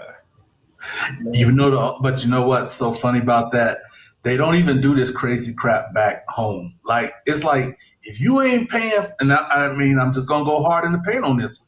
Most of them guys, I would like to say at least 95% of them guys coming down here that's doing the pay for play thing, they ain't even doing that in the United States. So how you gonna come down here and do that? And it's just like, even like, you know, they come down here, they want to do the Tootsie. Like, I met a guy, he was a truck driver, and he only came down here, so he started laughing. He started, look, because you know where I'm going with this. This dude said, well, I get tested in the States. So he's down here, get his girl, he get his girl. And then he like, hey, look, by the time I get back, I'm going to be clear. So when I be like, dang, bro, so you leaving the country? I'm like, this is what cats be coming down here doing. And I be like, oh, man, you know what? I quit even talking. I don't even talk no more. If I even see a group of dudes, I was telling Ronan this the last time on the last panel I was on. I said, man, if I see more than like 2 or 3 dudes, man, I just go the other way. Because most of them may ask me, hey, man, where do I meet the women at? And even though I don't have to live that lifestyle, even if I tell them, hey, go to the freaking brothel. If you meet a chick, take her to the love motel, they going to still bring that chick back to their freaking room, and then you're gonna see them on YouTube, and they got, you know, scope, you know, or some stuff like that. Or like the newest one, some guy, he's carrying 8,000 euros around. I'm like, what? and you got robbed, and you wonder why you got robbed. 8,000 euros, and you in Colombia, 8,000 euros. Damn, I don't even ride like that when I go to Vegas. But you know what, guys? It wasn't like that in 2014. When I was out there, dude, the fact that I was out there is like people were surprised to see an American out there, because it wasn't like that. It's particularly in like Bogota and Medellin. Cartagena was used to seeing Americans there because a lot of Americans were still going to Cartagena, but Medellin wasn't like that. So when I was moving around all across Medellin, you know, going to Laureles, Amagado, and some of these other places, people were shocked to see an American there. Then 5 years later, before the pandemic, that's when the switch started happening. A lot of guys start going there, and I saw the change coming. Then after the pandemic, it just happened. Like when I was out there, I didn't worry about. I wasn't too concerned about getting drugged and robbed. But now, Dude, it doesn't matter what you are. You could get drugged and robbed. Yeah. Hey, Columbia was licked, man. Before 2020, it was licked, man. Wait, man. The golden years, man. Man, what? Man. Y'all niggas fuck that shit up. All the places were lit. I mean, you know the man. Yeah, but you know the best. So we used all the Caribbean was a lick. You know? So the thing is, back from like I want to say from 2009, and we finished in like 2011. But we used to fly the drug missions for the Colombians. So even if you come there, right, you will see the Blackhawks on the airfield and stuff like that when you land in Medellin. But one of the things is we had a small little army base, and we would just tell them where the fields were at and stuff like that. But you do that, and then that was military. Then you can kind of go out, right? You go out, and you can only go out in that town that you was in. But right, they didn't even know us, man. They was all surprised, but they were the most welcoming people. And they were extremely welcoming. I was never concerned about getting drugged. I remember one time I was, seeing this chick, man. I asked, hey, where we get some weed? She went, gave it $20. She came back with a whole big bag of weed. I'm like, I can't smoke this shit. I mean, so that's what she did. She brought her friends over, man, and it's just like back then. I'm gonna tell you why I'm laughing. I'm gonna tell you why I'm laughing. Like a huge bag of weed, man. I'm like, no, I can relate because my husband gave. Wait, what about the friend? Hold on. I told it. My husband gave his friend $40. So if $20 got you that, can you imagine what $40 got us? And we was like, what the hell? It was just so much. It was just like, what do you want me to do with all this shit? Man, they bought a whole bag. I'm like, I can't smoke this shit. So she brought her friends over. Guess what? They all smoke with us, man. And I'm like, yo, we ain't got drugs. We ain't get robbed. We had a good time. Exactly. And that's it. But nigga, that's do that now. Look, I made the mistake, and I found out the hard way. That's the reason why I started laughing when you said it. Cause like the chick I was dating, right, and like her son, he always has weed, and so I told her, I said, hey, what $100 of weed give me, right? Bruh, I gave her $100. Dude, she bought me back. Now, it was like damn near £1.5 pounds of weed, man. I was like, I can't smoke that. I'm like, y'all about to send a motherfucker to prison in another country with this much weed, man. That's crazy, man. I was like, it's crazy. So that's why when you said that, I'd be like, okay, yeah, I got $20. Because they give you too much, man. It ain't like back in the States. It was different back then, man. Even like El Centro. I mean, people will see that you're lost. They'll help you. Hey, you know what? We can help you get you back to your hotel, whatever, and they will get a taxi for you. Because one thing people don't want to acknowledge that Colombia still has a lot of racism there. So if you're a black person in Central, you're trying to get a taxi. You know how difficult for you to get a taxi as a black person in Central? Very hard. It's hard, man. I've never one time I waited 45 minutes. I kept sticking my hand out, taxi. No one would stop for me until a Colombian couple. They saw me like, hey. You trying to get back to Upper Block? I said, yeah. They stick their hand out. Guess what? The taxi just stopped. Damn. And they say, hey, he needs to ride back. But this Bruh, is he ain't lying, man. 45 minutes of me attempting to get a taxi. They would not stop for me at all. And the significant thing, you don't want to be in El Centro after dark. After 6 o'clock. No, I said after 6 o'clock. You don't want to be down there, man. Yeah, because that same thing happened to me my second trip there. And I'm like, man, I was so mad, man, because it's like an hour and a half waiting on it over there by the freaking darn church and stuff, man. Yeah, that's the spot where I try to get a taxi from too, man. Two black dudes, man, trying to get a taxi. And then, like I said, this Colombian helped us and stuff. And I'm like, Negro, you speak Spanish. You could have asked somebody to help us a long time ago. Because I just not started learning Spanish, man. I'm still learning. But, like I said, even when I talk to my Puerto Rican friends down there, they just talk too damn fast. I'd be like, so I love the way Colombians talk because, it's really smooth. Yeah, smooth and soft.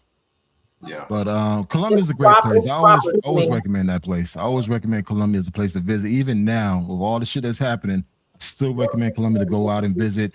Honestly, if you got a girl, take a girl to Colombia too. You'll have a great time. They don't believe in that. No, I mean, shit.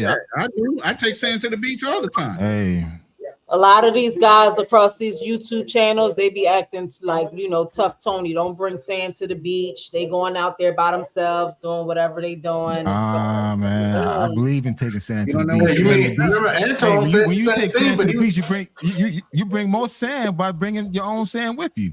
Yep. So, I'm about to say it's a couple different kinds of guys that's in this same space though.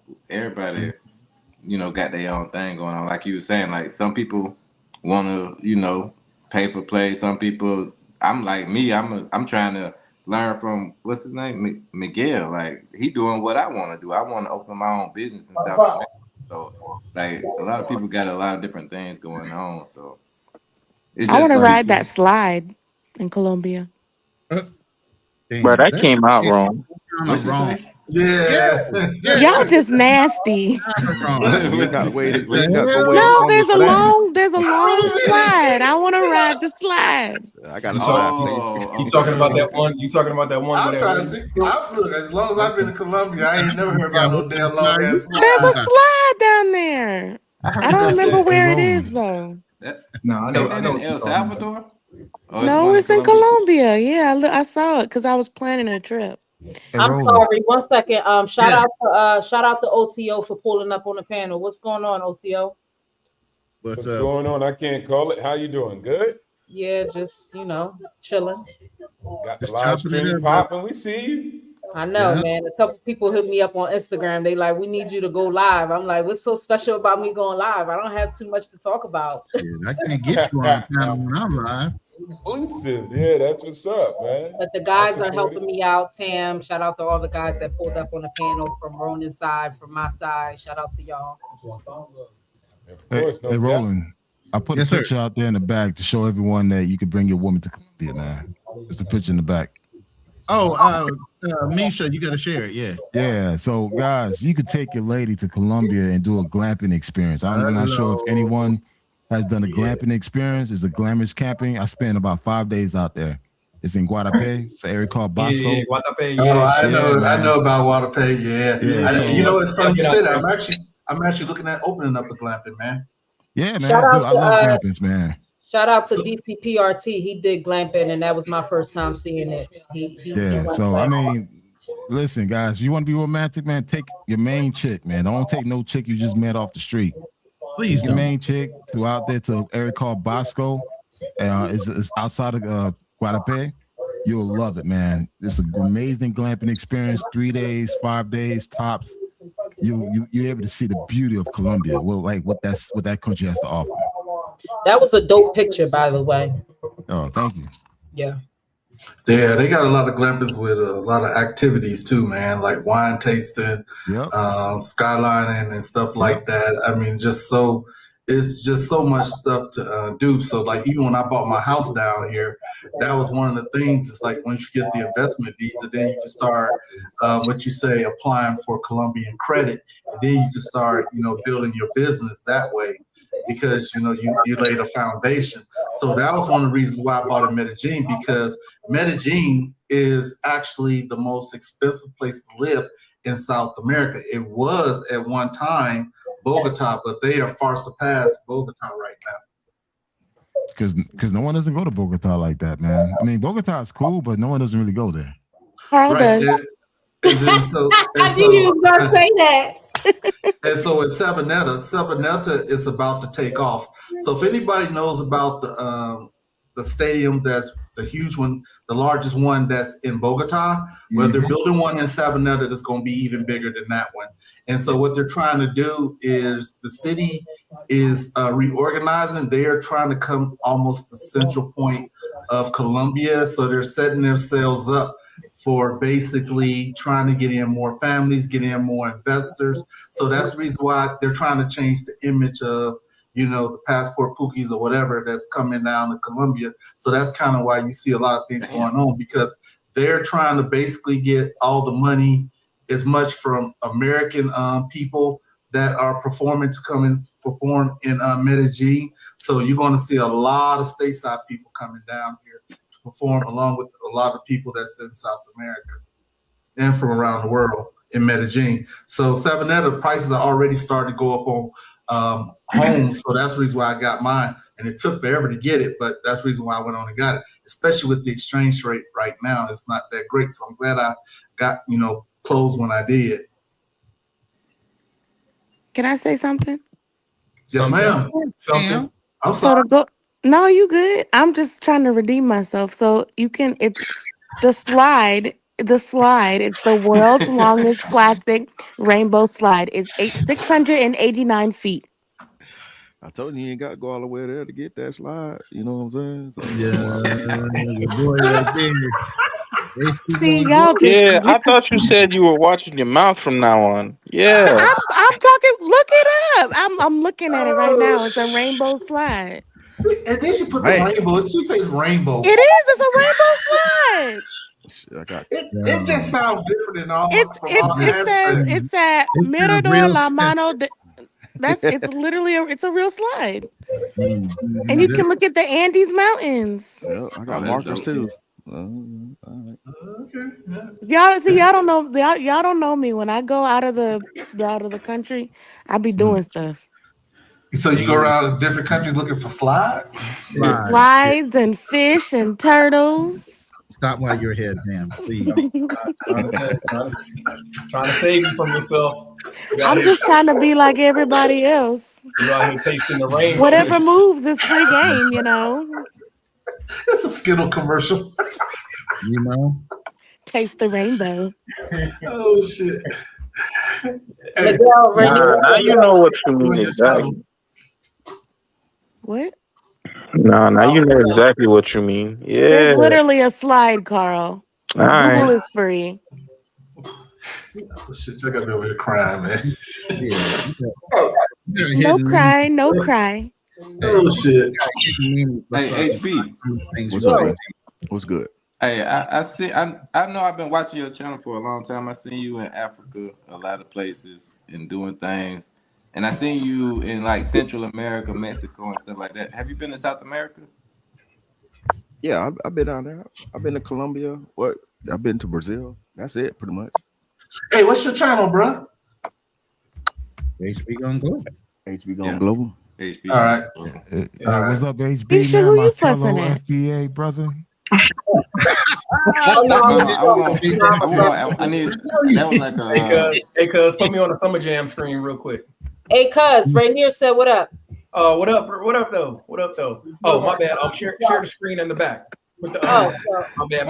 I meant to say share the screen in the back. Yeah. Black travels, man. Yeah, fleeing black. What up, my fellow FBA brother? Yeah, How you fleeing doing, black man? American. What's good? Fleeing black brother? American. What's good? I'm doing good, brother. Miguel, it don't have music on it, right? Nah. All right, cool. Nah, but you see the changes we did? Y'all funny. Oh, that's your spot. Look at that. Oh yeah. Yeah, the lights and everything. Oh, yeah. That's nice. That's Yeah, nice. you gotta put some bubbles in that tub, man. I'm Hey, me and T-Mac talking about coming up there, man. Hey, Miguel, me and T-Mac talking about coming up there. We were just talking about that the other day. Oh, that's what's up. I like that, Miguel. Mm-hmm. Yeah, man. That's the only place I ain't been in Colombia. I have not been here been going here since 2021, and the only place I have not been is Cartagena. You'll love it, man. You'll love You it. ain't missing nothing, man. You ain't missing nothing, dog. No. Honestly, for a first time, Let me you'll tell love it. you how Everybody, saturated Cartagena is with brothers. Pack up and go to Brazil, man. He said pack and go to Brazil. Well, you know I what? wouldn't even say You that. know what? I would say it like this, all right? At least, like I said, I've been in Colombia for a lot of years, but one thing I ain't look for, slides. And I'm just You know what? You ought to be glad I'm on a journey of watching my tongue. So I'm gonna let you have that, okay? He's trying to test you right now, Tam. He can test me all he want. Yeah, he's testing you, Tam. I'm gonna ride the slide. Watch. Oh, well, see, And that's she's that. back at it If you again. want to get on the slide, Every go to time El you say it. Salvador. Y'all just nasty. That's the problem. If you want to get on a nice slide, go to El Salvador. You'll love it. That's what I was thinking. That's why I was like, when she horses said in the slide. stable. That one in Dubai. That one they got in Dubai is like, I think, the longest one in. You said in Colombia. I think you might want to check that one in Dubai. I'm definitely not going to Dubai. I'm not gonna. Why? I gotta ask why. You already know. She don't want to get shit on, man. Hey, Frontier. I'm glad he thinks this is so funny. Girl, I don't know why you laughing, bringing basketball shorts to Bogota. Oh, I got cold sores. Yo, that is What's nice. the luxury? You know, I'm not. I don't fuck with the cold. Yo, that's Italy right there, baby. Look at that right there. Frontier, I don't mean this with no disrespect. Is that a real background or is that like? That's real. That's He's real. been trying to show y'all for like 83 minutes. Yeah, that's a real background. Yeah, where you at, bro? Lame ass doing that shit the whole time. You still in Switzerland? Whoa, somebody relax with the hate. Damn. Get that hate off your chest, brother. Hey, Frontier. That's very Frontier, lovely, where you man. at? Rat tail off yet? Jeez, get a life, bro. Hate don't look like a good color on you, my guy. Hey man, hey, you know what I'm saying? Hey man, I've been getting it, man. I've been getting it all Oh my goodness. all that. Y'all a mess. Frontier, where you at? Italy, Lake Como. Okay, it looks like Oh, Utah a little bit. Utah. Yeah, I can see that. Yeah. I can see that. Just a little. Yeah, no. Nice little villas in the background. It's nice. It's a nice place. People are cool. That looks like a great place to ride a slide. Yep.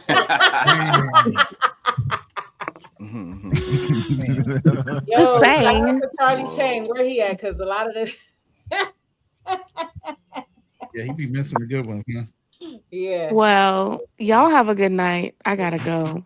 Oh no, you don't get to talk about slides and just jump off like that. Yes, I do. Oh, man. Hey, Have a good night, you guys. It was nice to meet everybody. No. I'll see you in another 2 months. Likewise. Oh man. She was doing her thing. Oh dang, Nixon kicked that ass. Now just okay. I'm sorry. Man, listen. Man, I'm pissed right now, man. Why? Where you at now? Who me? I'm Yeah. in Cali, man. I'm on the he grind. back home. Man. Oh, okay. I'm on the grind, man. I ain't even get to ask you, bro. What? Talking about call me. I call this ninja and he don't call back. Oh yeah, I was calling Tim, man. I got fired, man. Damn. I had to beat a dude up at work, man, because he's a hater, man. I believe you, Yeah, I let him knock me off my square, man. You know what I'm saying? I'm kind of down about that shit, but I found something better anyway, making more money anyway. So it's all good. The chat want me to put OTO back ask you, bro, on the like, big what made screen. you choose to go back to Africa multiple times over traveling South America? Because South America closer, so it's got to be a little more He difficult. want to get married. He got a whole harem down in Africa. No, I'm just saying, African chicks, man, they just, I don't know, they just cool, man. They just fuck with Black Americans like that. So that's why I keep going back. So you feel like you get more of the royal treatment? Yeah, I get a lot of love out there, man. You know what I'm saying? I don't know what it is. You know what I'm saying? Bro, like a lot of love. He's a light skinned ninja down there. You know what I'm saying? You get white privileges being black. Yeah, it don't help being 6'2", you know what I'm saying? Yeah, that helps too. No, I I understand get a lot the of whole looks. package, brother. Yeah, I understand the whole package, but you are getting some white man. No, and then you don't have to worry about you don't have to worry about any language barrier. You know what I'm saying? I agree. I mean, they be tricking out there, but like you know what I'm saying, Out in you Africa can talking finesse about wipers. Plus, he loves those big trunks. Oh yeah.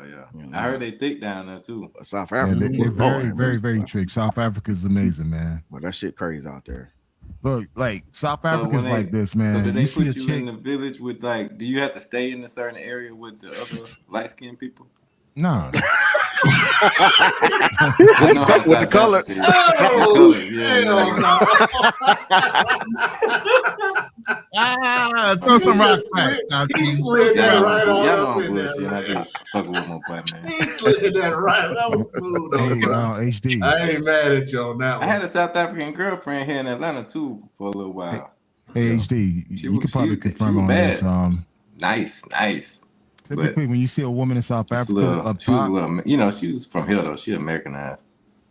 It was kind of typically bad. women from South Africa up top. They're very But yeah, small. so do you ever petite. stay in the village? Or Yeah, they got this little thing. They talking about some when they young, their grandparents or their mama sweep their breasts.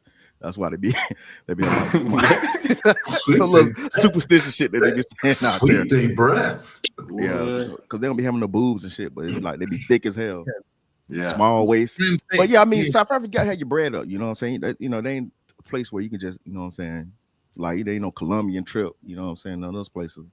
But if you want to be like, if you broke to Tanzania, in Tanzania, however you want to pronounce it, that's the place to go. But South Africa, cool, man. I like.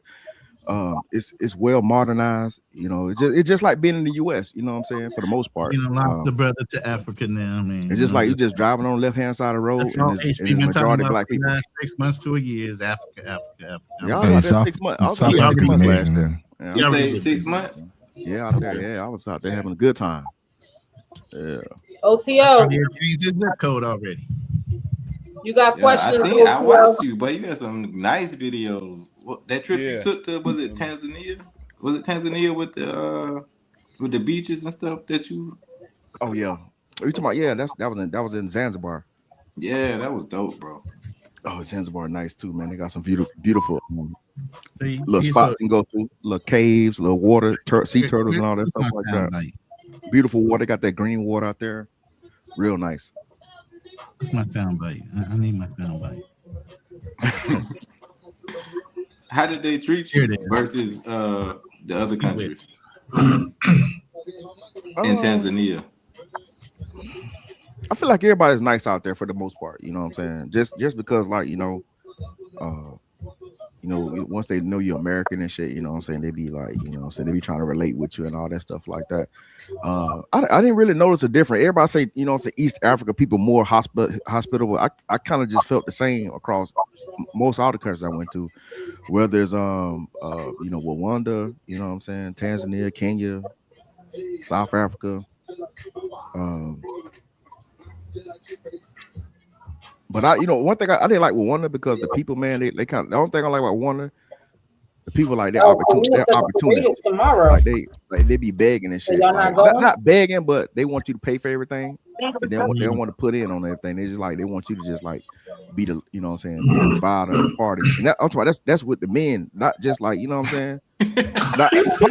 Pause. I mean, because you networking, you meet people, you know what I'm saying? You parlay, you trying to make connections.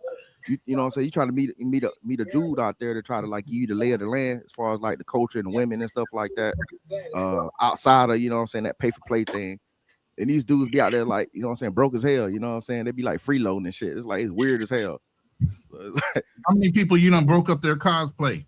You show up as an American and they've been cosplaying, trying to be American. Oh man, there's a lot of dudes. Oh, I think Rwanda is like the worst place that I've been to, where it was like a lot of dudes out there that's acting like they're American and shit. You know what I'm saying? A lot of them they stayed in America, but they come out there, you know what I'm saying, be acting like they're American and shit. But you be hearing their biases and all that stuff like that. HB, weren't you stationed in Germany too? Nah, I was in Marine Corps. We don't. No, they got some people in Stuttgart, man. That's the reason why I asked. I mean, you got Marines, Navy. I mean, you got a lot of different deals down there. Yeah. 1 second, y'all. Shout out to Extra that just pulled up on the panel. What up?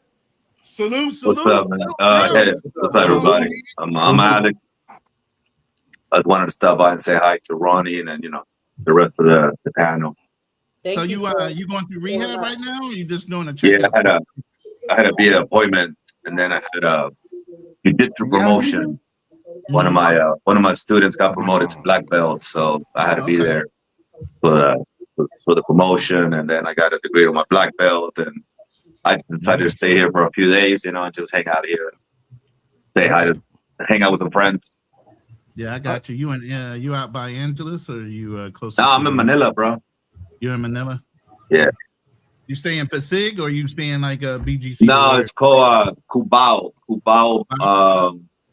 It's like a 45-minute drive from the airport. Oh, okay. Yeah. I used to stay in BGC. I tried to stay right down the street from the embassy. I'd never do that shit again, bro. Oh no, that area is not good, bro. Nah, it's not. 2 kilometers is gonna take you like 30, 40 minutes just to go. You know, traffic is like 24/7. It's not good. Anyways, if you guys don't know Extra, his actual name was Alex Bam Bam. He's out of Thailand, but he lived in the Philippines for a long time, does jiu-jitsu, and has a nice channel. But now it's called the Ant Family. Because congratulations to you. I had to switch, you know, because I got married. You know, I have a stepson, so I know how to be changed a little bit. Yes, sir. OTO. You got a question on here from Molly. He says, Frontier, you ever been to Africa? And you got one more question after that. All right, yeah, of course. Yeah, I've been to Africa, lived in a couple of those countries, Kenya, South Africa. Shout out to those places. But that's the black man's paradise. People should have been going there. Instead of asking other countries, they checking for brothers. If you go to Africa, they show you love. So shout outs to Africa. And your other question is, where in Switzerland are you, Financial Frontier? Yeah, everywhere. Because I'm driving the Porsche 911 drop top GTS 2026, baby. So we was hitting every city just like a day, driving through the Alps and stuff like that. So you just keep moving. So it was all over. North, south, uptown, downtown, Sicily. No, I'm just kidding. But yeah, it was all over the place. So right now I'm in Italy, and then we're going to keep driving in the Alps. I'm just taking a little bit break right now. Pit stop. But yeah, that's where we at. And I ain't dropping you the location, JM. You might come stalk your boy. So I ain't telling you where I'm at live. Nah, shout outs to you, JM. You can't hear HB? You might need to bump out and come back in. That's a known glitch with StreamYard. Somebody leaves or whatever, or pops in or pops out, it might throw your mic off. So if you can't hear us, you might need to come back. Yeah, I think I need to drop off and come back. You can't hear us? I can only hear you. Oh, okay. Yeah, when people come in and come out, that's when StreamYard starts acting stupid sometimes. So, but anyway, how long are you going to be in the Philippines, Alex? Going back to Thailand tomorrow. Got to go home tomorrow. Yeah, I've been here for 6 days already. Oh, well, 5 days. 5 days. And then tomorrow's my 6th day. And back to Thailand. Yeah, I know you got wifey and the kid there, so yeah. I know she don't like you being gone long, even though you're a good boy. Yeah, you know how it is. All right, you can hear us? Yeah, I hear everybody. Okay. HB, you back? Can you hear us? Yeah, I'm good. Yeah. All right. I've been off StreamYard for a while. So hey, Big Alex, I'm about to bounce, man. I want to stop by and say hi, bro. I have a great day. Man. Thank you. Thank you for pulling up. See ya. All right. Yeah, extra. So, Style King, can you hear? Because somebody just dropped down. Yeah, make sure everybody can hear again. Okay. Everybody hear? Can you guys hear me? Yeah. We got Yeah, man, I've been gone for a minute, man. It's good to be back. Yeah, we're waiting to do our shows, man. God damn. Man. I've been panel surfing my ass off trying to stay busy. Man, but you know what? I'm back, man. I can't do my Lions Den. I can't do my hit and run because my boys are all out doing family shit. Oh, you been to Africa too? You said 40, 45, 46 countries? Yeah. I've been to South Africa. Right before the pandemic hit, I was supposed to go to Rwanda, Uganda, and Kenya, like in one big trip. Then the pandemic happened. So I had to like cancel all that stuff, man. So I didn't really start getting back into traveling thing. Then I got married, had a kid. So a lot of my traveling has slowed down, but now things are starting to pick up again. So I'll be traveling again pretty soon. Making plans right now with Fearless to go hit up Panama for a weekend. Then back to going to Australia and hitting up my go 50 countries. So yep. If you don't mind me asking, alone or with the family? What do you mean? Like which trips? Yeah, both. Lucky for me, I'm married to a woman that she understands that traveling is a therapy for me. So she understands that like I'll probably do one trip by myself, solo dolo, but I still take the family on a trip. I mean, we still go out, do cruises. Right now, my entire family's in DR for about a month.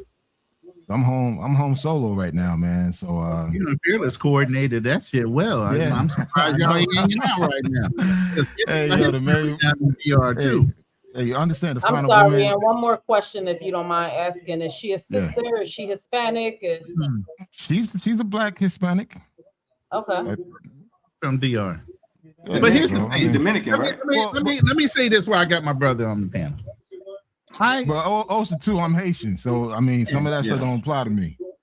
Right. I mean, I only asked because I know a lot of Black American sisters ain't not going for that. That's the reason why I asked. See, that's an insecurity thing. For me, I realize at this point in my life, I'm not gonna have anyone control me or dictate how I live my life. I'm gonna still be a good man to you. I'm gonna still provide and protect for you. I'm gonna do everything I need to do to make sure that you're good. But when it's time for me to take care of me, and I feel like, hey, you know what, I need a break, I'm gonna do me. That's where I'm at in my life now. And lucky for me, I find someone that understands that. My wife right now and kids, they in DR right now for about a month. I'm not questioning nothing. Like, go out there and see your family. Have a good time. I'll take care of the bills. I'll make sure you got money in your pocket over there. And she's enjoying herself. How many people can actually do that without their insecurity kicking in? I don't got time for that. Right. You got one life to live your fucking life, man. Don't let no one dictate how the way you want to live your life. If that person can't understand that the life that you want to live, fuck them. Keep it moving. That's it. Okay. But what I was gonna say, what happened? No, I was gonna say, you know, we talk all the time about getting married and coming back to the United States, and not wanting to do that because you can't trust a woman to stay in line with you. You know, I circle myself with people that have done that. I've been around brothers when they were in the military that married good women and still married after 17, 20 years. You know, so my background and the people I encircle myself with are people that have done the same thing that I'm doing. And that's the biggest thing. You get around a lot of people in a fucking pit that says you can't marry and bring them back to the United States because they're going to jump the track. That's a scarcity mindset in some ways. Can I speak on that? If you marry the right person and you know their background and their family history, that shouldn't happen. But go ahead. I disagree with that, but I'm gonna let perspective. No, I'm gonna speak on this because I'm the one that brought my wife here. But at the same time, I made sure that the woman that I married, I've known her for 10 years. I made sure that she had education in her country. She was not one of these chicks that ain't used to working, ain't used to doing shit. I went to her graduation. She was a boss in her own country. So when I decided, you know what, hey, listen, I want to my life is here in the United States. My life is not in DR. You have to come live with me. So we had to sell everything she had and for her to come to live in the States. No regrets. I'm not one of these guys that feel like, oh, don't bring her here to these countries. Oh, she's gonna leave you. Listen, man, if you don't present the true person that you are, eventually they're gonna find out who the person really is. They already know. So for me, I'm like this. This is who I am. This is the type of work that I do. This is how I live my life. Do you want to be part of it? Yes. All right, then you have to live in the United States because I can't live in DR. And guess what? She's been living here for 3 years now. She's doing amazing. So it's just like, you know, it all depends on who the type of women you meet. If you meet shitty ass women, you're gonna get shitty ass results. That's just my take on it, man. But I would never tell another man not to bring his wife or woman of interest to back home. Just take the time to vet that person, take the time to get to know that person, understand like, hey, this is the person that you really want to be with. And she understand like, hey, listen, United States is no joke. You're gonna work. It's not easy here. The reason why I disagree for most, and there's a very small percentage of brothers that succeed with that situation, but the reason why I disagree is because I'm going off of what I see in front of me and what I see on the YouTube space, that a lot of brothers bring back women that are not for them. They don't even match them. You could just tell that they just trying to get over here, and the brothers rush and do that. Or you will have a brother that's so unattractive and he's bringing a dime back over. You think she really gonna fucking stay with you? So for the most part, they're not doing what you did. Perspective, you waited 10 years. You know what I'm saying? Like, these guys is rushing and they bringing back women that really don't like them. Well, I mean, for me, I could say this: the 10 years. And someone's this background noise background. Carl B, put yourself on mute. I put it on mute. Go ahead. Oh, okay. Like in my case, when I met my girls, like again, I was just kind of doing my own thing, but I didn't realize I was going to take it serious until I made that conscious decision to take it serious. Lucky for me, she had a tourist passport already. I mean, tourist visa. So she came down to Miami and spent time with me, and that's how we really got to know each other. And I realized, like, you know what? Hey, damn, I want to take this to the next level. So we decided to take it serious, and guess what? I kept traveling back and forth to DR. Then we say, you know what? I'm gonna start traveling with her. So I took her to Guatemala, took her to El Salvador, went to Colombia, we went to Belize together. And again, I enjoyed being around this woman. It wasn't just a sex thing. The problem is a lot of guys, they never pass that sex stage. They just infatuated by sex. Oh, she's pretty, she gives good head. Oh, sex is amazing. Not knowing that there's a person behind the sex. I got to know the person. And I realized, like, yo, I like being around this woman. And the fact that she was a go-getter, she's always pushing me, like, hey, can I try this, try this. I felt like, you know what, after so many years, like, you know what, hey, we started talking about, hey, do you see yourself getting married? Do you see yourself living in the States? These are the conversations that we're having. Most guys, when they go to these countries, they're not having these conversations. They just strictly like, yo, she's bad. Tell me something about it. She's bad. All right. You come back home, not knowing that your situation, your home situation is not good. You claim to, like, you go to these countries like a baller, but really back home, you work at the warehouse. And the problem is, it's like you selling this fantasy that, hey, you live in this big life, then you get married to this woman, you bring her to the States, then she realizes who the person really is. And that's why most cases it doesn't work out for a lot of guys. But a lot of guys are not transparent. Your situation was a little bit more different. She had access to America, correct? Yeah. That's what I'm saying. So your situation was different, and you went off. No, but I chose the right woman. That's the point.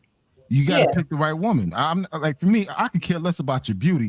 I've been around the world. I mean, I've been around baddies. Shit, I'm from Miami. I went to University of Miami.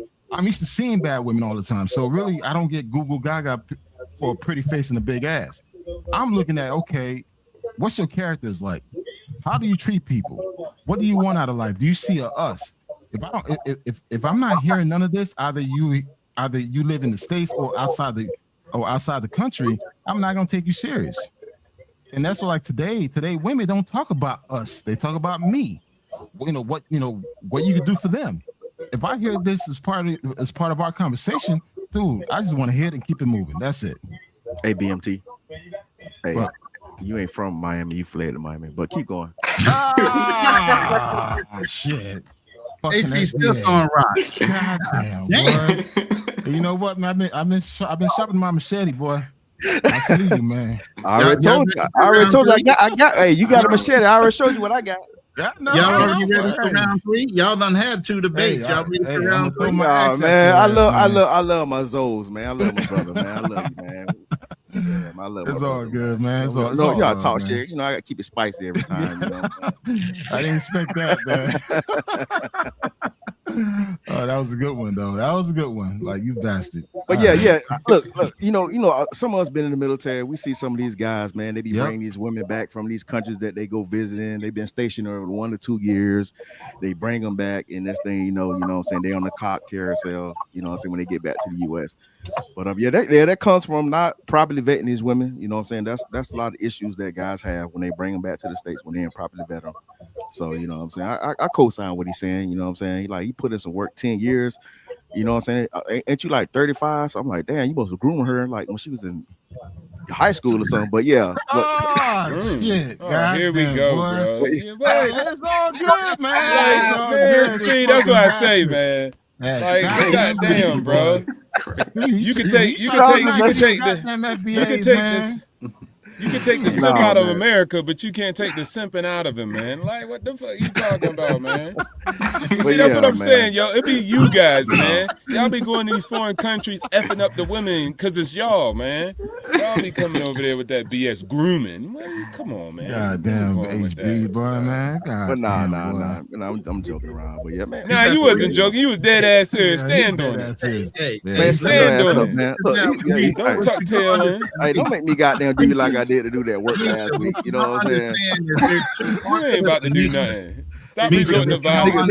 Niggas always think it's sweet, man, when they dealing with HB Gone Glow until they have a busted lip and they have to go home and explain to their wife why they suspended for work. And then you ended up getting fired. That's never a good option for you, man. Hey, but see, I got bread, so I can go off on the You said that. You said that. I'm not saying that to you. You said that, HB. Get out their pocket, you know, especially these niggas that be talking about you said it. You said it, HB. I didn't say it. You said it. From a distance, way over there. Hey, let me explain something. You said it. Stop acting like you the toughest, bro.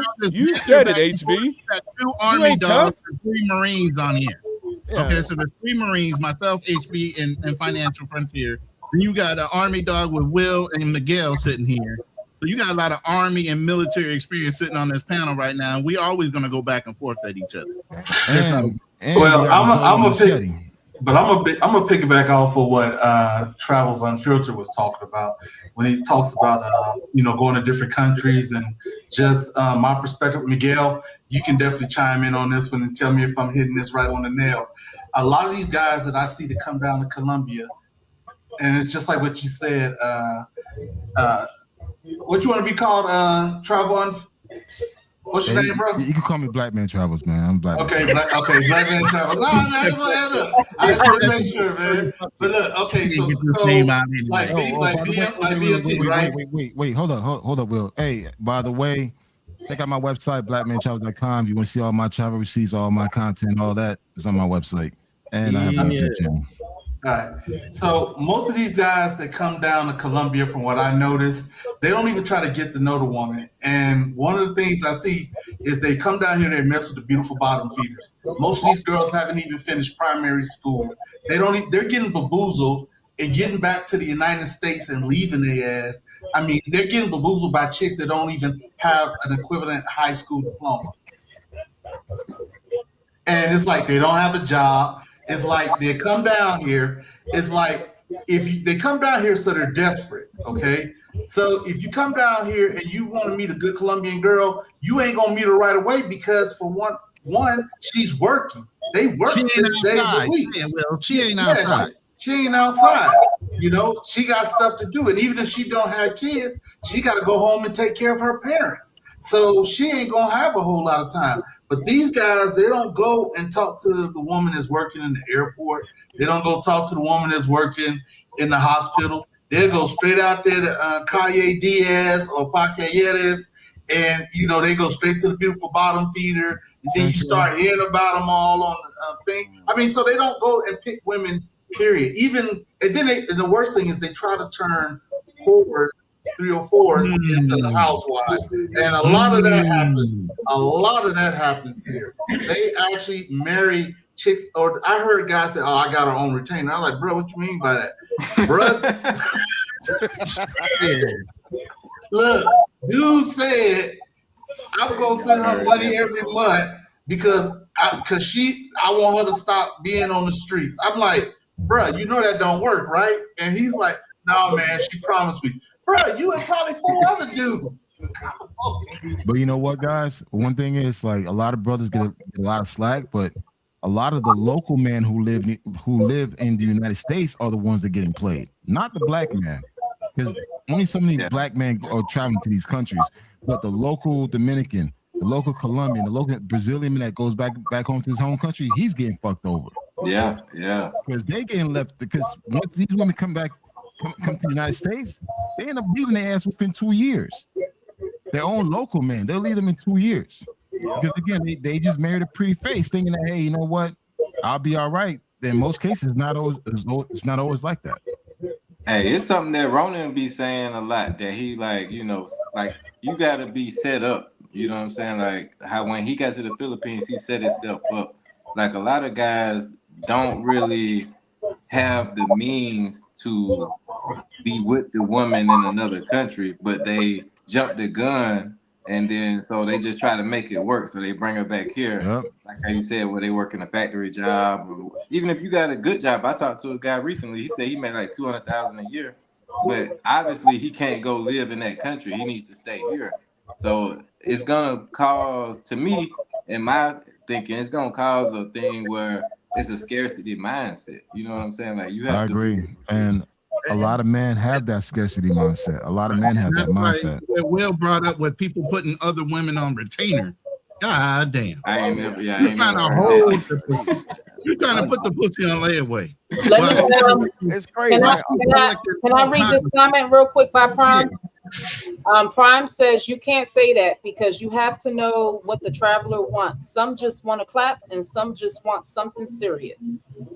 There's nothing wrong with that. See, the thing is, you got dudes that's going out there, they wifing up pros, you know what I'm saying? Yeah. And then they perpetrating these. That's what we talking about. I mean, perpetrating these pros as goddamn, like they just good angels. Women they just met. Yeah. Oh, she's Angels. submissive. She this and that. I'm like, bruh.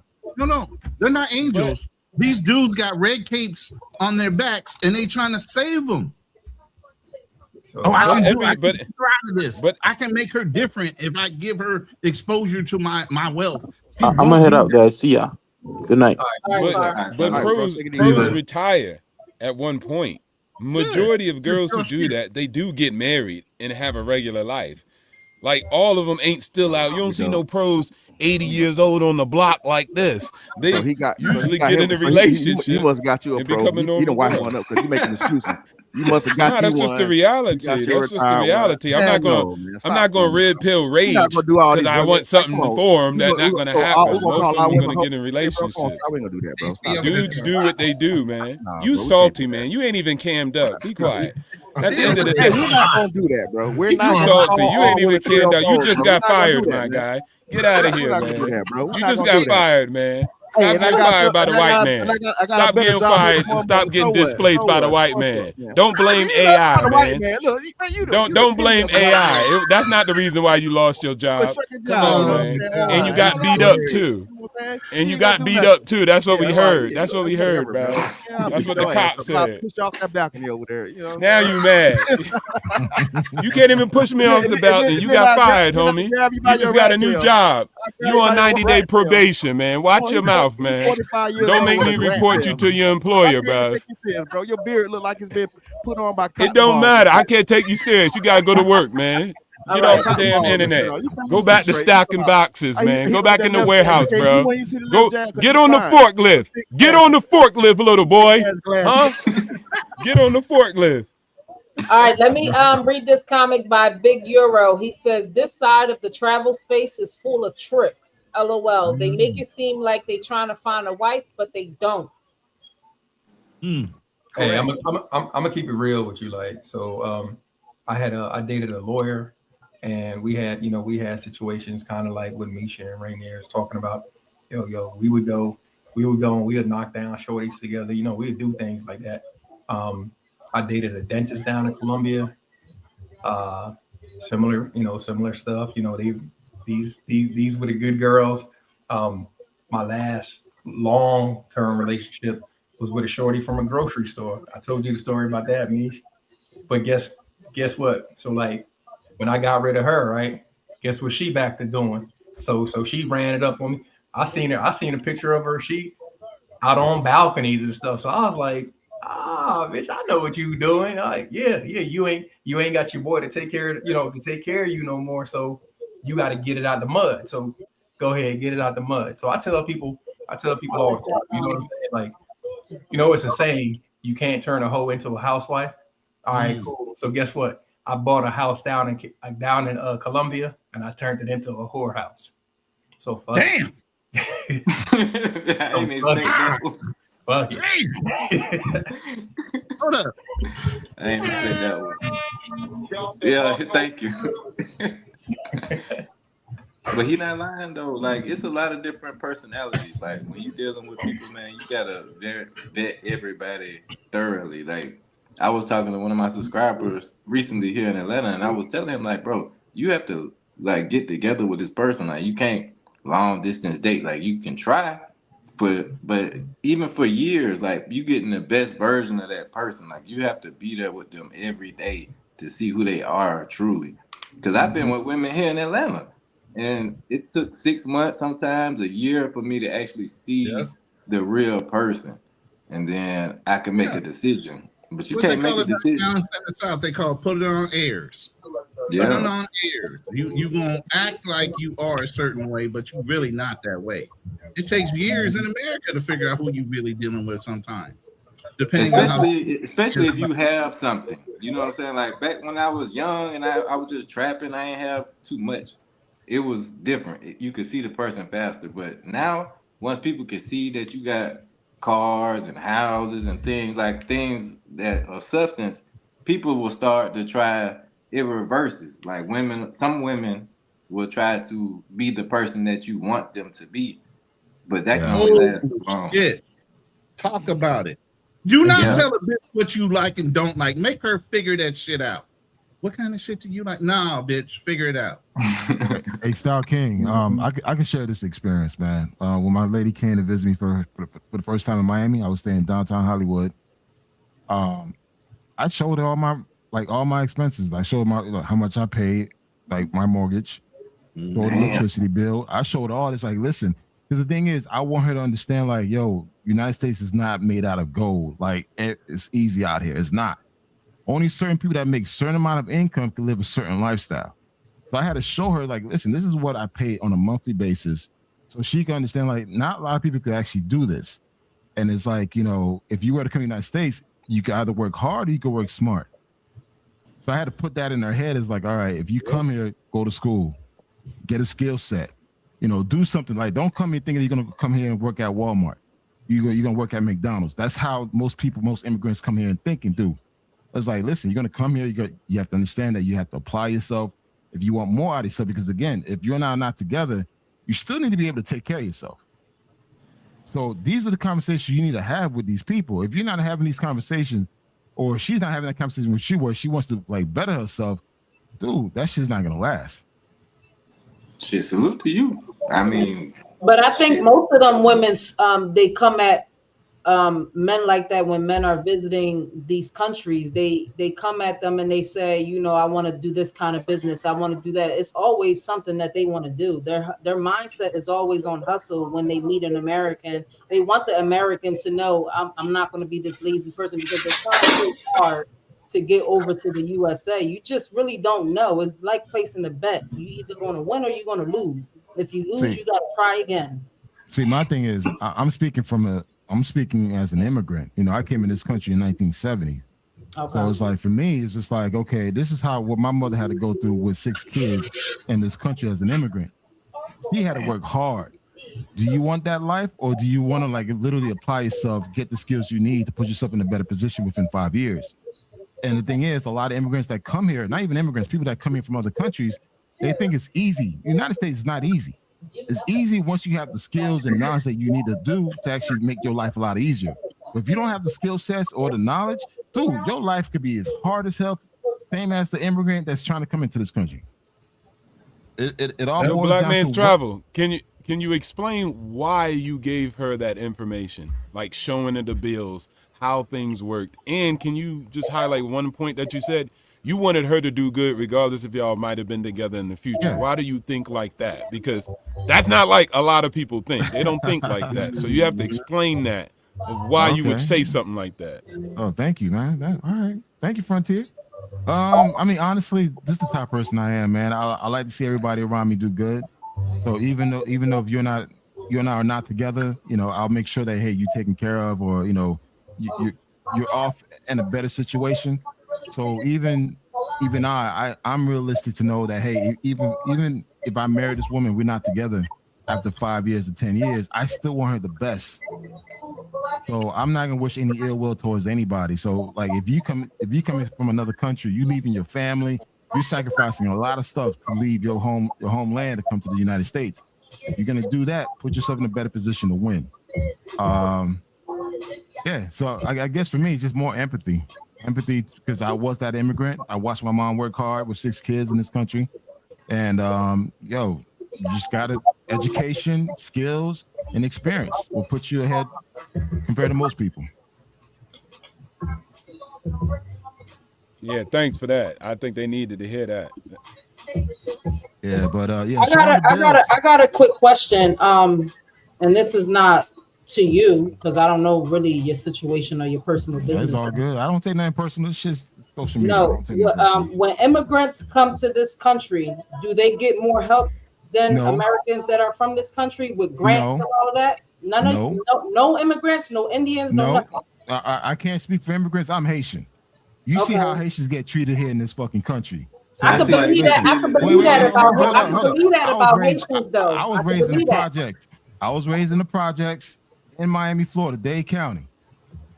School I went to, I had to walk through fucking drug bags and needles just going to school. So like my mom had food stamp, them paper food stamp, the food stamp dollars. You know, remember those dollars back in them days? Yeah. My mom had them.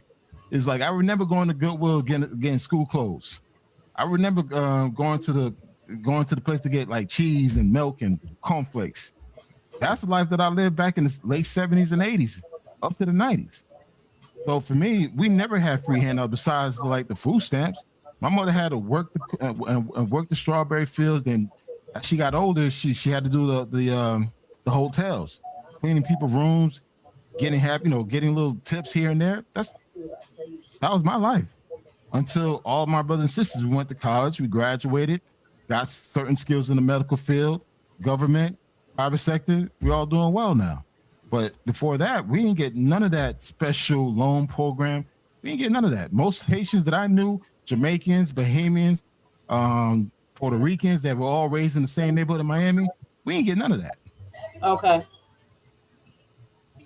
Now, for the Cubans got all that shit because they came in with special privileges. But anyone outside of that, anyone outside of Cubans, we ain't get shit. We live right there in them damn projects. Still had to worry about not getting shot, getting sold drugs, and all this shit. Yeah, this is 70s and 80s in Miami. Nah, I got a heart for Haitians. Like I said in DR, I'd have had the police pull up on me before checking my passport and IDs. And that's in DR, like they have the same problems in DR. Like it's crazy. Like I love DR, but at the same time, I got a lot of respect for the Haitians for how hard they go out there. They work and they translating for people that don't speak Spanish. They doing a lot of stuff out there. Yeah, I mean it's different now. I mean, but we had to get it out the mud ourselves too, man. And the fact that my mother didn't speak English, she had to learn how to speak English. I had to learn how to speak English. It was hard. It was not easy, but you know what? Just to look back, all of us doing well. Her grandkids going to Ivy League schools. I mean, dude, proud. I'm proud to be a Zoe, but also I'm proud to be an American too. Damn. And special shout out to my FBAs out there, man. I appreciate and love y'all. I learned a lot from y'all. Hey, they coming after you regardless. Wait, hold up. I always give y'all flowers. I ain't gonna look. I learned a lot from Black Americans, man. He's not in denial. No. I'm not in denial. They taught me to have confidence. Speak up. To all the Black people that played a role in my life, man. Thank you. Because trust me, man. I can see that, though. Being a Haitian kid in the 80s, like you find out you jump Pierre Baptiste, your ass get jumped. Like for me, my last name is Thomas, so I kind of blend in a little bit.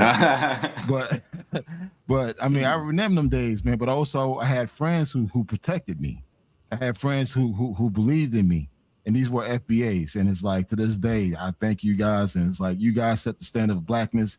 And trust me, I benefit being assumed as a Black American when I'm traveling. Because hey, you guys do get special privileges compared to other Black immigrants that travel. That's why there's so many of them cosplaying they're us. I mean, I cosplay sometimes. I seen that. I seen that too. Early in Thailand, them Africans would be like, "I'm from Brooklyn. What's up? I'm from Harlem." I'm like, "What? What y'all doing?" Like, bro, they got the whole African uniform, the raglan ass jeans and them bobo shoes they got on. Like we can't. And they had the New York, playing, bro. The New York on their hat. Like I'm from Brooklyn, Harlem. Thai girls used to look at him like, really, I'm ninja? not mad at him. I understand. You know, I get it. Like, But I ain't gonna lie, man. Like I was in Thailand, I got stuck. I guess the police stopped a group of black folks, and I was kind of like around them. Dude, they harassed the shit out of the Africans, man. Once they saw like, oh, he's American, they heard my accent. They let you go. Okay, yeah, go keep it going. I'm like, God damn. I'm like, shit, like that. Man. You left your fellow goddamn immigrants hanging too. Yeah, man, what it is, bro. You left the Africans back. Hey, and plus I ain't African, dog. I'm Haitian, dog. So it's like, not the same. Those aren't my people. Yeah, those aren't my people. Not my people, but not my people. So it's like, hey, I'm Haitian. I gotta go. It's like, man, I got a lot of homeboys that's Haitian, man. Like, you know what I'm saying? When I had joined the Marine Corps and shit, I had a lot of homeboys that was from Haiti, man. That grew up down in the 305, you know what I'm saying? Yep, Dade County. Yeah. That's what I hate about the internet, bro. Because when you watch the internet and you don't really live in real life, it'll distort your perspective. Because like I was saying, like when I travel, like I've had interactions with people, and I've noticed, like especially in Brazil and Dominican Republic, where a lot of people like ask me, "Well, why do you carry yourself like that? Like you look people in the eye. You're like." I even had a girl say something about being regal, and I was like, I haven't even heard that word in a long time, and I was like, because a lot of black people around the world don't really have that confidence when they're speaking to people or they're just walking down the street. So it throws people off when they meet some black Americans sometimes. In general, our mannerisms are just the way we carry ourselves. We carry ourselves with our heads up, our chest out. We speak with our chest. We speak with authority and confidence. They don't know how to do that. That's why one of the things we even say against Tethers is, y'all sitting here talking how bad America is when you're in America, but you won't go back in your own countries and do it. Yeah, I got into it with TMZ the other day, man. They're taught to be a little subservient to that. And I used to go in hotels and different places, even in America, and you would see the girls that were cleaning, they always look down. If you ever look in a hotel and look at the way the cleaners are, they will not dare to look at you in your face. And I used to stop the cleaners and say thank you, and I would raise their heads and say, no, you can look me in the face. I'm just another human being just like you. And I appreciate you for cleaning my room. You know, because they're taught to look down and be less than, not be observed, to be invisible. And people treat them that way. Yeah. I had got into it with a YT dude out there in Tanzania, man. I'm getting service and shit at the little, at the airport. You know, they got the little souvenirs and stuff. I'm getting help. Damn, white dude just come out of nowhere, like, you know what I'm saying? Started talking to the dude that was helping me. And I was like, man, I say, man, hold the fuck on, my boy. I say, hey, man. I said, bro, I'm from the US, bro. We don't play that shit, man. I'm like, you wait your ass to goddamn, you're turning line. The African dude looking like, you know what I'm saying? I'm like, yeah, nigga, yeah, we don't play that shit, bro. Where I'm from, dog. Goddamn, we ain't scared of no damn white people. I say, man, you can see, wait your fucking turn, dog. And then Westside TMZ, man, you can't be taking that shit over there. Like, nah, bro. I'm like, bro, I'm not an African, bro. You're not gonna just fucking handle me any kind of way. So he wanted you to be, you know what I'm saying? You got like say, he didn't even say excuse me or nothing. He just like came out the way. I'm like, bro, don't you see I'm getting help? You know what I'm saying? I'm like, that's when he had like he realized like, oh, he ain't one of them. You know what I'm saying? He was like, oh, I'm sorry. I'm like, man, you better goddamn wait your goddamn turn. You know what I'm saying? The fact that you even look like them, HB, what's wrong with you? Yeah, how did you Westside to myself, man? You can't go over there taking that type of attitude over there. I say, bro, it's gonna be a respect thing with me. I don't give a damn who you is, bro. It's gonna be a respect thing. I'm gonna say this, man. I mean, you're a person just like he a person. I've checked many Africans and Caribbean folks on how they talk about black folks, man. I'm like, you came here in this country because of them. They paved the way, which allowed you to come in this country so where you could benefit their resources. For me, I can't sit back and just hear someone talk shit about another person and they just got here in this country. That shit don't make no sense to me. Even like, I mean, Roland knows my first wife is from Cleveland, Mississippi, Chicago. African-American dude. I married to a black family, a black American family. I love them to this day. To this day, I still love them all. And they still consider me as a family. I got 2 kids from a black woman. Wow. And they understand their culture, but also too, I'm not gonna let anyone talk shit about black American with false information, where it's like, you know what, my kids are Black American. I'm not gonna sit here and let you just talk shit because you assume that because I'm Caribbean, I'm gonna fuck with you. No, I was raised here in the United States, so I think like an American. So that's one thing is I always give my respect. I was married to a sister, so that's when people see my wife and they see, like, yo, I was married to a sister at one point. We were married for 12 years, and we have 2 beautiful sons. My oldest son just graduated from college. Wow. So so for me, it's like Black Americans paved the way for many, many immigrants to take advantage of the resources and opportunities that they have. Yeah. We need to give them their respect and their flowers and understand, like, listen, you got to stay on code. Like, every issue that a Black person is going through, trust me, is going to come to your community. Now look at the Asian community, look at the Hispanic community. They're going through shit right now. Mm-hmm. And that's one thing too, bro. When I met my wife, I asked her this one question: "Are you Black?" And she said yes. But she wouldn't say, "Oh, I don't know, I'm Dominican." Like, oh no, I can't fuck with you, man. I'm not gonna go through this identity bullshit. Me no If I Black. have kids with you, yeah, dude. I literally tell her, "Are you Black?" And guess what, dude? Her marriage license and ID says Black.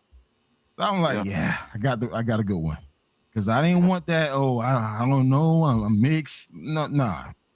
Here they see a Black person. You just speak Spanish.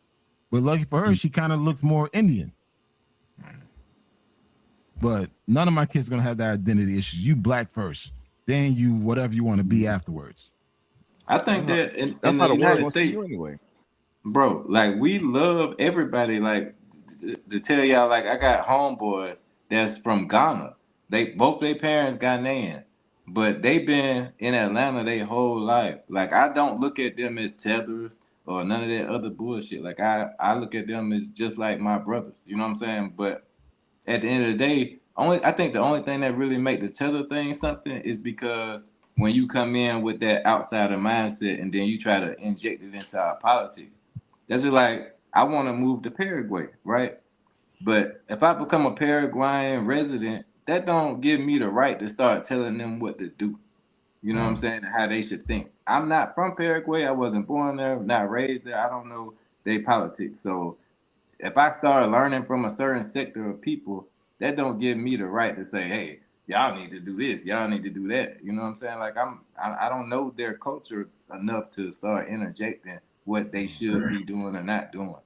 But Style King and HB Global, I do agree. We do have some bootlickers in the Caribbean and African community. Damn. We have them. And a lot of them is what it is, man. They everywhere, bro. They everywhere.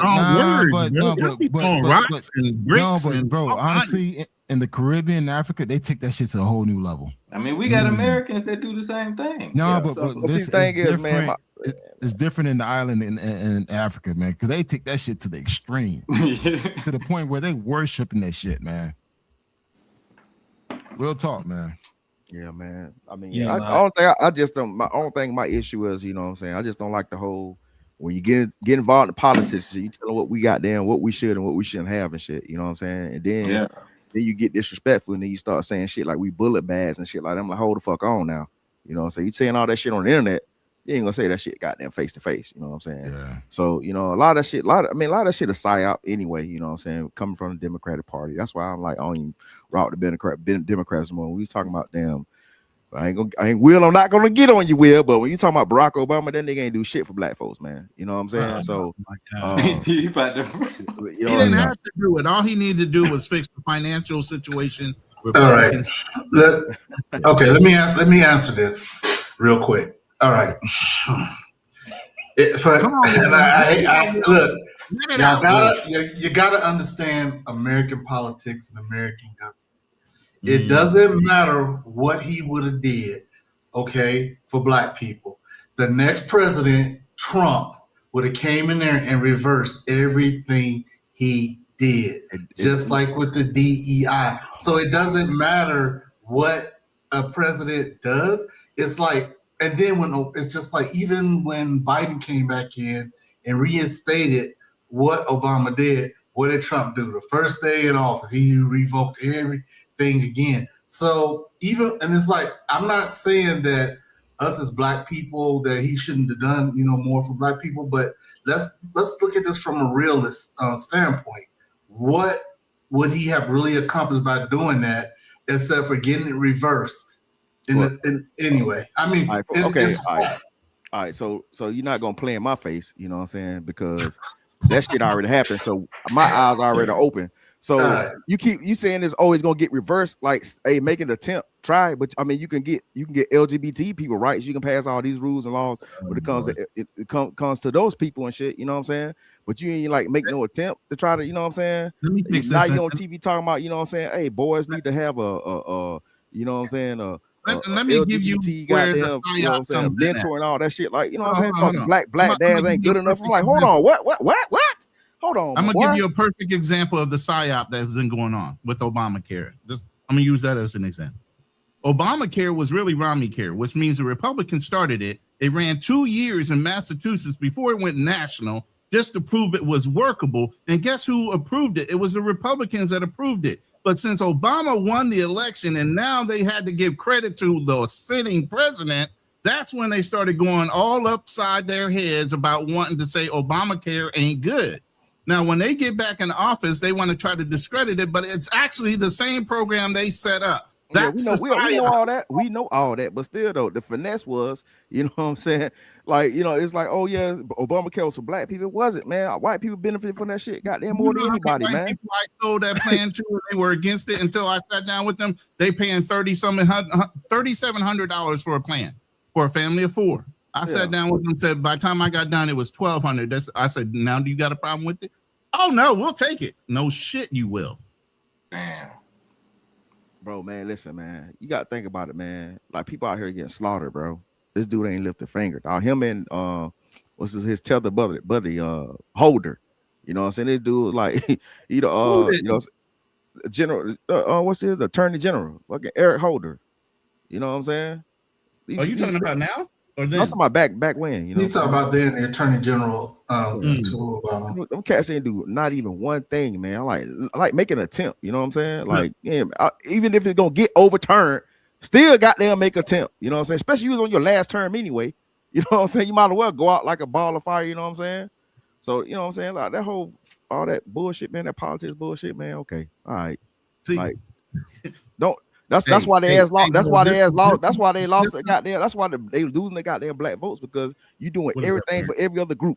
You doing everything. You playing in our face. You doing everything for other group, but you say you can't do nothing for black folks. That don't make no sense. So that's why they losing a lot of goddamn motherfucking votes and shit on their side. They gonna continue to keep losing. They gonna continue to keep losing votes. You know what I'm saying? Until they goddamn get right. Because the thing is, everything. Like, we live in this country, bro. You know, we live in this country as black people, bro. The laws, the shit, they're not set up. You know what I'm saying? They can do one thing equally the same as a black person do it, and we the one that's gonna get demonized for it. We gonna go to jail for the same goddamn crime, and we see this shit play out all the goddamn time. So sometimes we just got to be real about shit, man. You talking about being real? Let's be real about the shit. I can't remember this word. I'm trying to remember it. Well, you probably know the word. What's the fine art, or what's the word you substitute for the fine art of diplomacy? But it's not. It's a word. It's a certain word that you use when you're talking about it. I can't think of it right now. Right on the tip. You got two different. You got denial and plausibility, and denial and deception.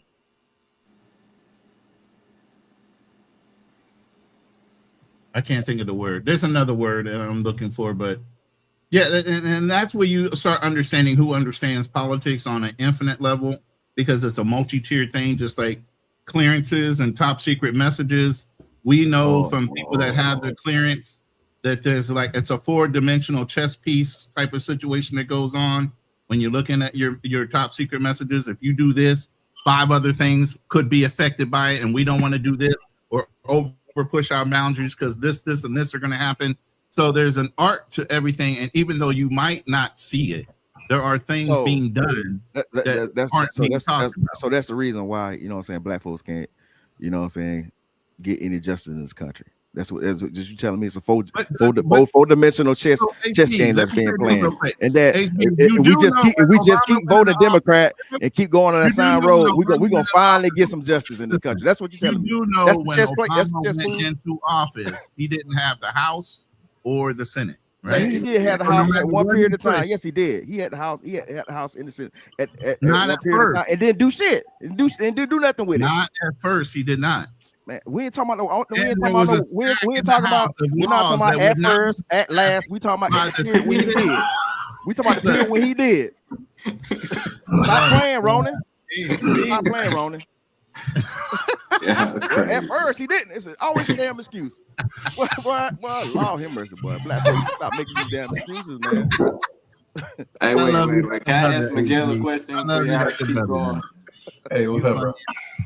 All right, so like when you open a business in another country, especially Colombia, like I met a couple of good brothers, and I met a good brother in Medellin that got a club called Skybox, a restaurant. Mhm. But I was just there yesterday. oh damn. So yeah, shout out to him, man. That's a nice spot. I wanted to ask, as far as like the politics and things like that, did you find it difficult? Because I know you talked about how you built it up, but it's because like I want to open a business, but I want to move to Paraguay. That's a whole different property thing. But it's motivation to see somebody like you that's already, in the game. So I want to see like, do you have anything that you would like to add as far as like pointers or things that you had to overcome that people might not think about before trying to endeavor in that?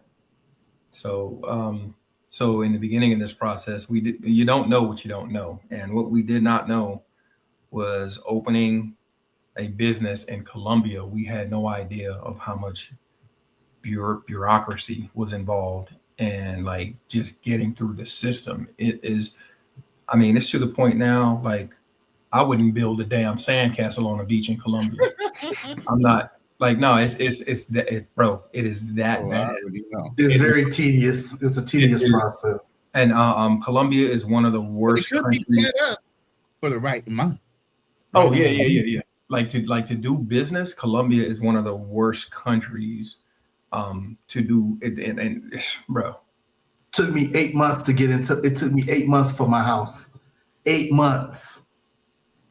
oh, bro, when I say it's horrible, oh my God, bro. So let me give you an example of some of the things we had to deal with. So we had to. All right, so we bought a house, right, and we took it down to the studs, and we had to reinforce the foundation and everything for the pool, for the rooftop pool. So once we got to to the point where we got all the plumbing and we were doing the wiring, I hear the electrician was like, they said, oh, well, we need a larger transformer. We need a new transformer. So, all right, cool. So we went out and got the transformer. The electrician ran off with the transformer. I shit you not. He stole the transformer and never showed up. We had to get them boys on him. So then finally got a transformer installed, and we wanted to get the power, running to the place. The people from the power company came out, and we had an appointment, but it was like, we're not gonna be able to do that today. And he looking on his schedule, he was like, our next open spot isn't until a month from now. He was like, but for 400 mil pesos, we can be over here and have the truck over here in like 10 minutes. Right. And me and my partner looked at each other, man. We was just like, this bullshit. So ain't just about a bit. Yeah. So we greased the palms, got the truck over there. Bro, it's just, and that was just the little things. That was just the day-to-day. But like actually dealing with, filing the paperwork and oh my God, bro, it's so much. Colombians take forever. Man, Yeah, I've heard these stories. I've heard these stories 1,000 times, but y'all got a lot of patience, man. I don't have none of that shit. I have a zero. It is so patience.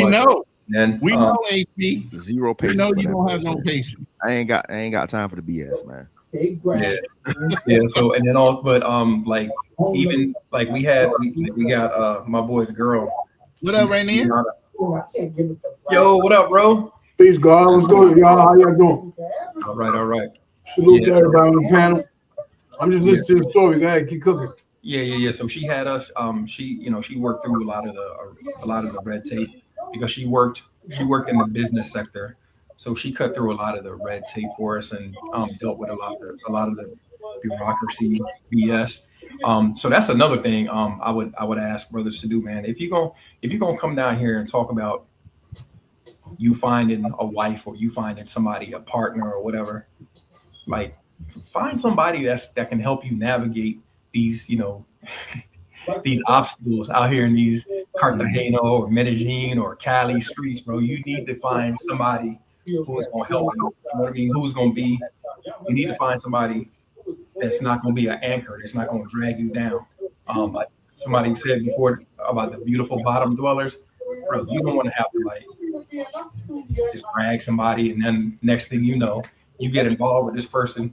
Now you funded their whole damn family because that's what she was doing out in the streets. Like it's crazy. You gotta find somebody with a job, find somebody that can help you. And like if you just going on there to okay, do you.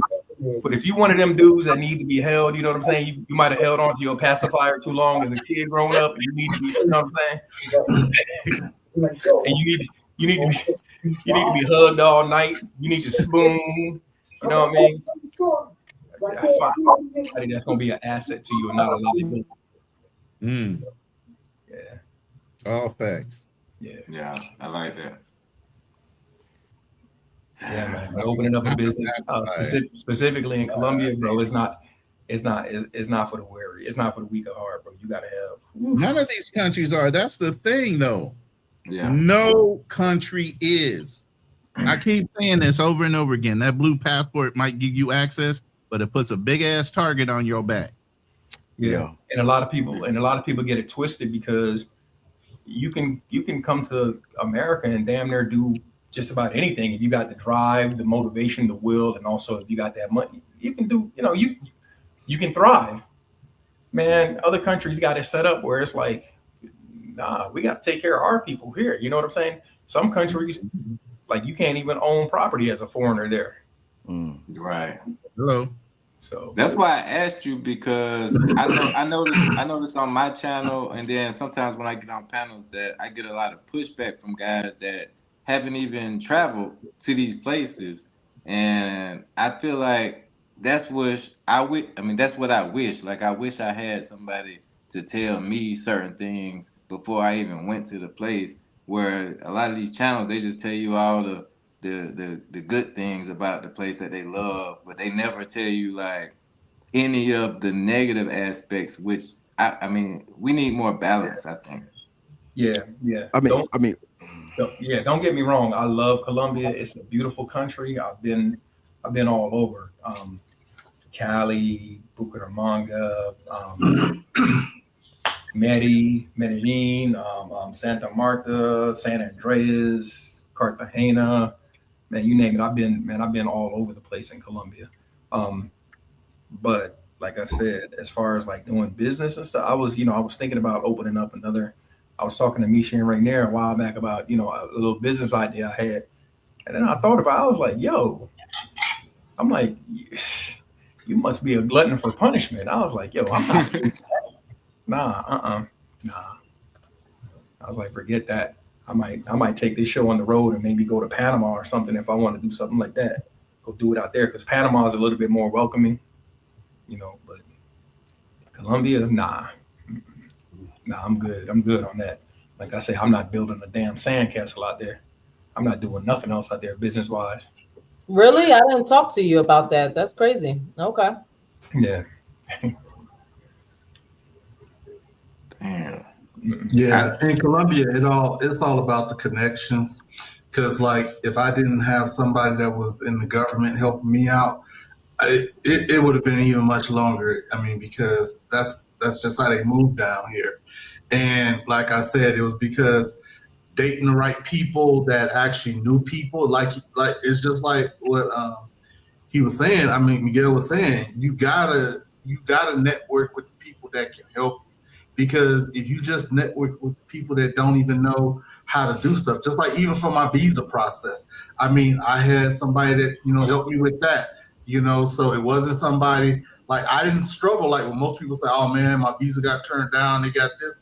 And then I said, well, who did your visa? I said, well, I had such and such, I can have her help you too. And then they was like, oh, because they don't look for people that can help them, or that, you know, like, and most of the people that help me actually are Duolingo. That's another thing. You know, they speak English and Spanish, so they was able to help me navigate. Even like when I was first started going to the doctor, there was one girl, she was my assistant, but she was, you know, she's native Colombian, but she speaks English. So she helped me a lot. So she ended up being my personal assistant on many of my ventures. It helped open up a lot of doors and connections. Yeah. It's funny. It's funny you say that about like the visa. I'm working with a lady, bro, I've been working with a lady in the office, bro. Like she's up there. She's connected in the government. I'm like, yo, I've been working with her for like 3 months. Like, yo, where's my stuff at, bro? And you know what she told me just last week? She was like, oh, well, we're not going to process anything now because of the elections. I'm like, what the elections got to do? I'm like, yo, we started this process 3 months ago. Like, what are you talking about, yo? I'm like, yo. I told her, I'm like, yo, shorty, listen, you know, I only got one left. Like, what are you doing? And she was, okay, no, it's okay. That's that gaslighting shit, man. She gaslighted the hell out of you on that one. Yeah. Hey, that's when you got to know your 4-dimensional chess place in politics, man, to understand what's going on in that country, man. You know what I'm saying? Don't be trying to flip shit on me. I gotta hit her with the 48 laws. But yeah, man. Hey, are you Style King? Are you like getting things in place? Are you doing research? Do you got your bail team? Like, is you trying to navigate that? Yeah, definitely. I mean, it's kind of hard from here. I realized that just through like personal things, and this last trip that I took. I know I was down there for like 6 months this last time. And I was thinking like, oh yeah, I can just contact this person when I get down there, then I can do this and do that. But it's not the same when you boots on the ground. Like once I got down there, things weren't the same as I thought they were. So like one thing I like about Paraguay is very welcoming. A lot of the people, they like, when you coming back, you know what I'm saying? Like I met people from the American Embassy, a lot of different people that are already in the mix as far as those type of things. And like how you said, like I know people that speak the indigenous language, English and Spanish, which gives me an advantage, but it's not perfect. Like I'm by no means, that's why I'm asking questions to him, because by no means do I think I have it all figured out. I know what I want to do, but I learned in business in the United States and anywhere else, like you have to be adjustable, like because things are gonna change day to day. So I'm gonna keep an open mind. Like I have a plan, but I definitely keep an open mind. Yeah, that's what's up. So what part of, when you go down to Paraguay, what city? What city you Oh no, I've only been to Asuncion. I stayed there for like 3 months. I stayed there for 3 months this past. How'd you like it? Oh, I love it. That's where I plan on moving to as of now. That's what's up. Yeah, I wanted to go check it out. But and it's peaceful, man. It's like quiet, none of that. Yeah, because that's what I love. That's what I love about Colombia, man. It's not loud here. I mean, you know, it's if you live in Colombia is loud. No, bro, let me tell you, if you stay in a Strata 6 and you stay in the Strata 5, you ain't gonna have that problem. If you stay in the Strata 3, 2, and 1, look, it's like, man, come on, bro. It's like sleeping in the club, bro. Yeah. It's like, come on. Sleeping straight in the club. Yeah, bruh, it be that freaking loud, man. I mean, it's just Paraguay has those type of areas as well. Like I've been in both type of areas, but I just think Paraguay is more like, I don't know, like it's like a bridge between like more indigenous and European mixed with Latin American culture. So how's your Spanish? You definitely gonna need a lot of Spanish, yeah. Cause like when I went to Cali, like I was in Paraguay for a month. and then I went to Cali for 2 months. Then I went back to Paraguay. I didn't understand anything they were saying because in Colombia, you know, that Spanish is so rhythmic and is like a really good clarity. It's a very good clear. Yeah, it's very clean. Proper to me. Yeah, I like it's very clean. But in Paraguay, they speak Guarani is their indigenous language.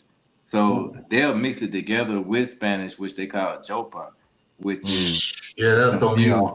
And then their Spanish is kind of rushed together at the same time. So like even if they only speak in Spanish to you, it's still hard to understand as somebody that's learning, because I'm learning just like you said you are.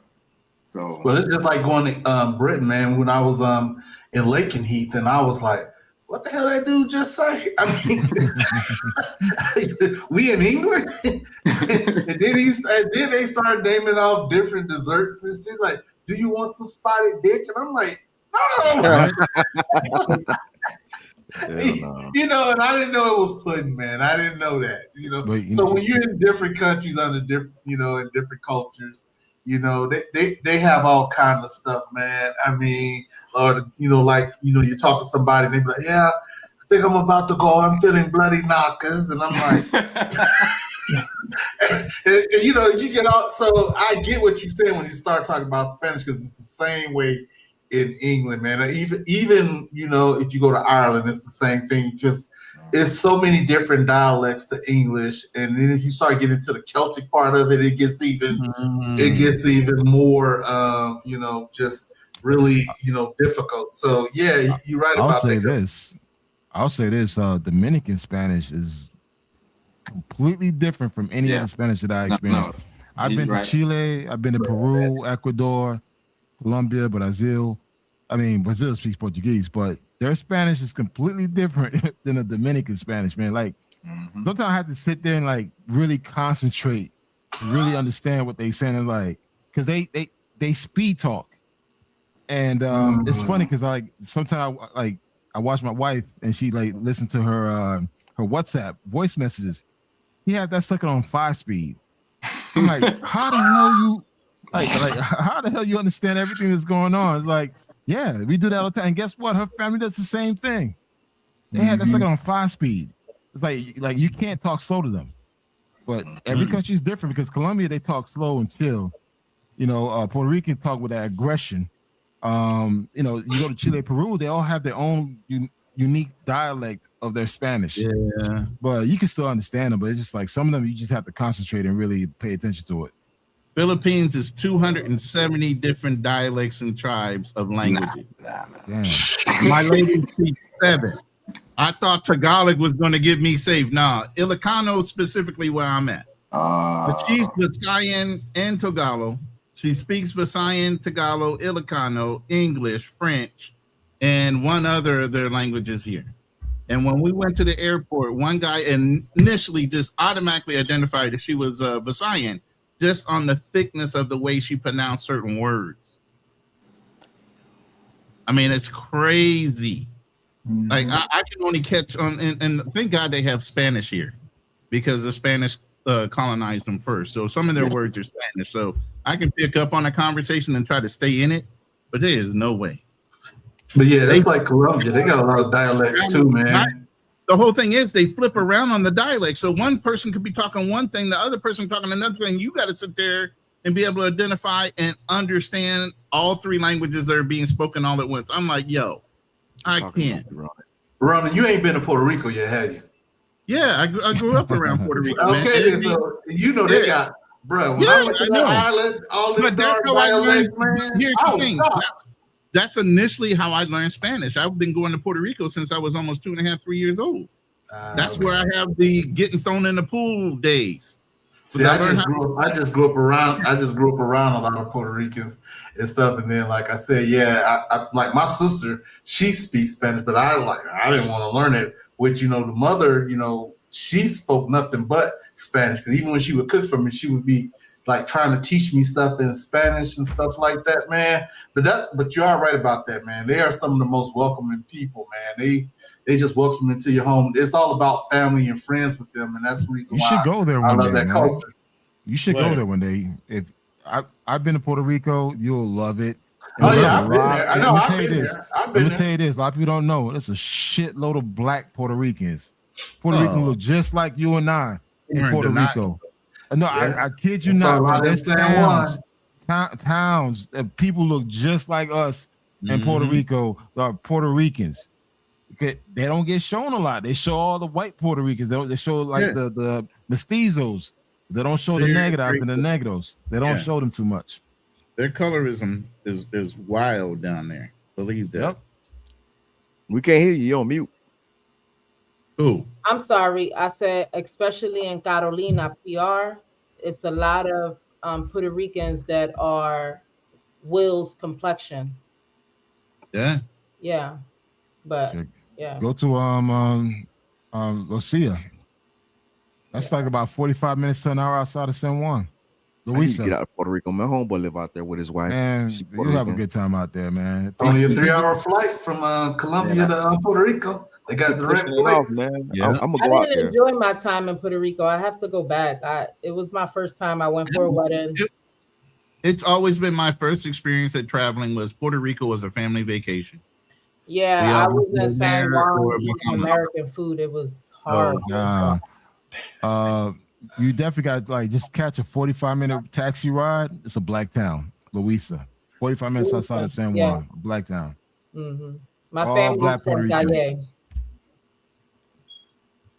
Galle.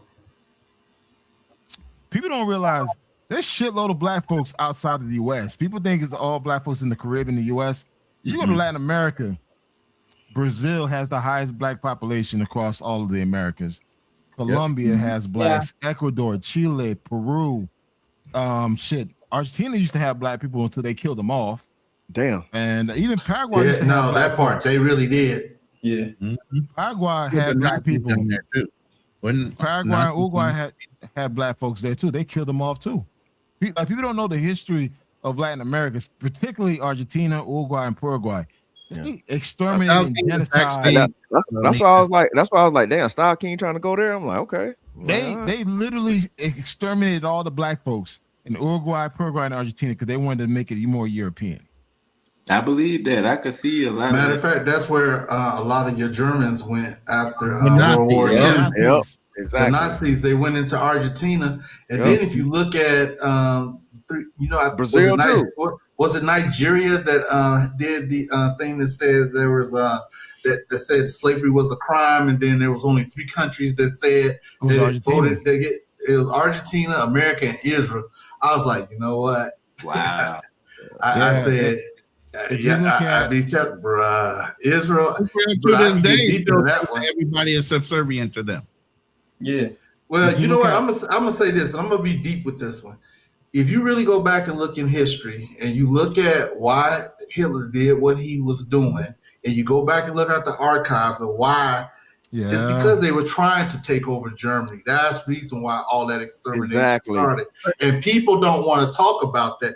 And they've done it in America. They've done it in Hey guys, Argentina. keep it PG, man. I don't want nobody Yeah, coming yeah. to knock on my damn Yeah, door. right. Shit, man. Real. God Hey, but no, he damn. telling the truth though. He telling the Man, truth. All right, I I'm don't gonna know stop who there. I'm knocked on gonna my stop. door at I'm gonna 2 stop there. I ain't gonna go deep with it. I ain't gonna go deep with it.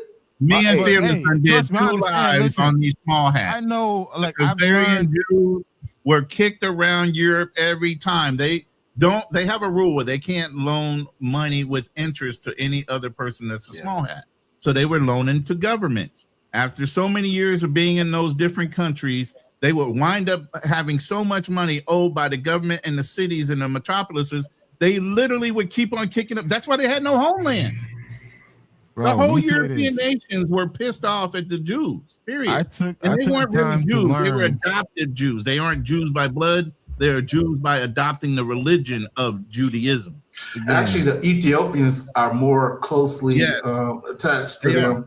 than anything, and so that's the reason why it's illegal. Where Israel made it illegal to have DNA testing, because even Right. there are some African Americans, believe it or not, that are more closer to being Judaism that don't even know that they're Jewish. Yeah, the Khazarians, and then you have Ashkenazis. Ashkenazis are usually Polish or Ukrainian or whatever in that region that became Jews. But then the Khazarians was a whole nother nation. They had a competition for religious purposes, and they adopted Judaism as their religion. So there's even that before you even get into the Ethiopian thing. I'm gonna say this. I learned a lot. You can't talk about history, boy. You can't talk about the truth, man. You know what I'm saying? I learned a lot about these people. I realized, you know what, man? I've seen some videos, real life videos, what they doing over there. I can never fuck with them, man. I'm sorry.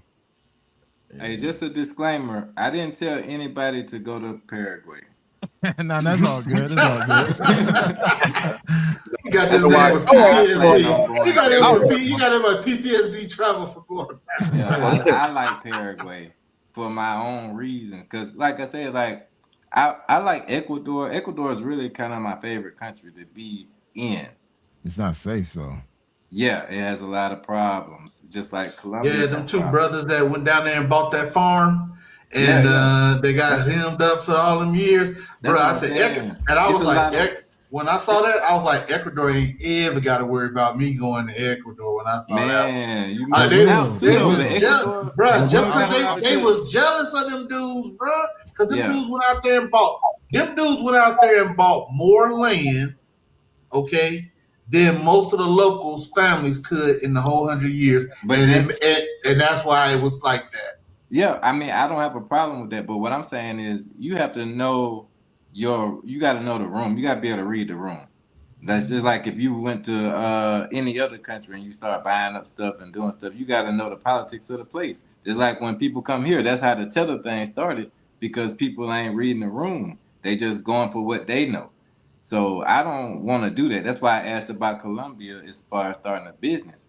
So you have to know what you're getting yourself into. Just like when HB asked me about going to Paraguay, starting a business. I know it's certain things I know, but it's certain things I don't know. You know what I'm saying? Like, you got to be ready for that, because this is a free market. You in the world. Like, they got cartels, gangs. They got all kind of people that got their own interest at heart when you come in as an outsider.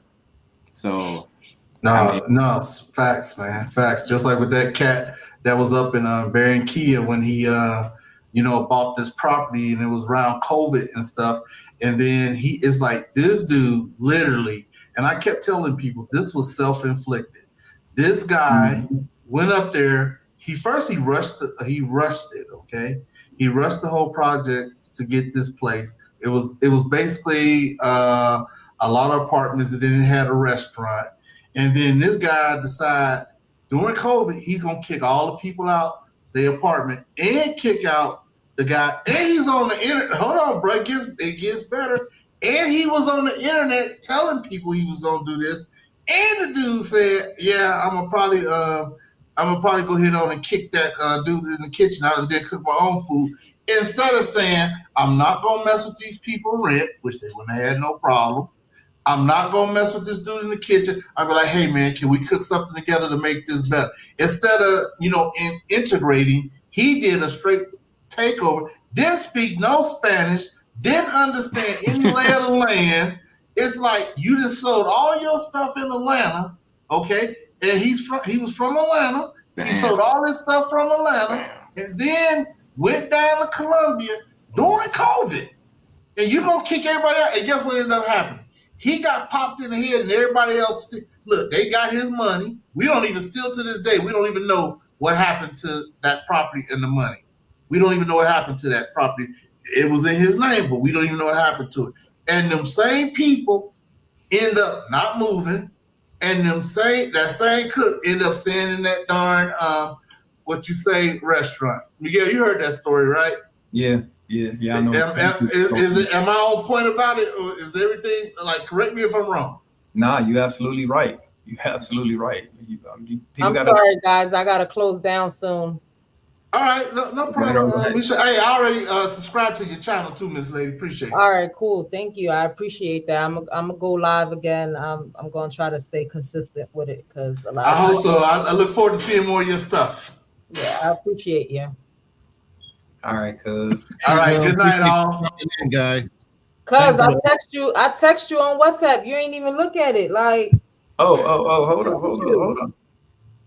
Hold on, my bad. But Miguel, I'm telling you, the first 15 seconds of that first song already popping, bro. Oh my God. I can't All right, wait. gents, ladies, see y'all later. Appreciate y'all having me on the All chat. right, thank you.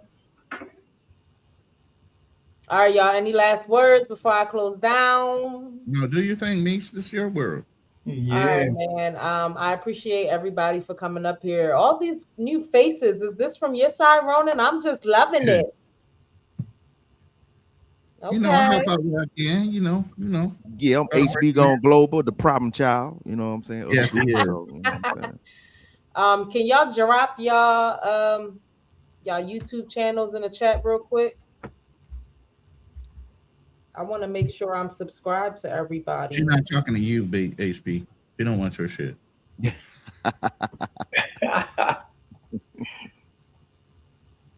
Oh man. Trouble.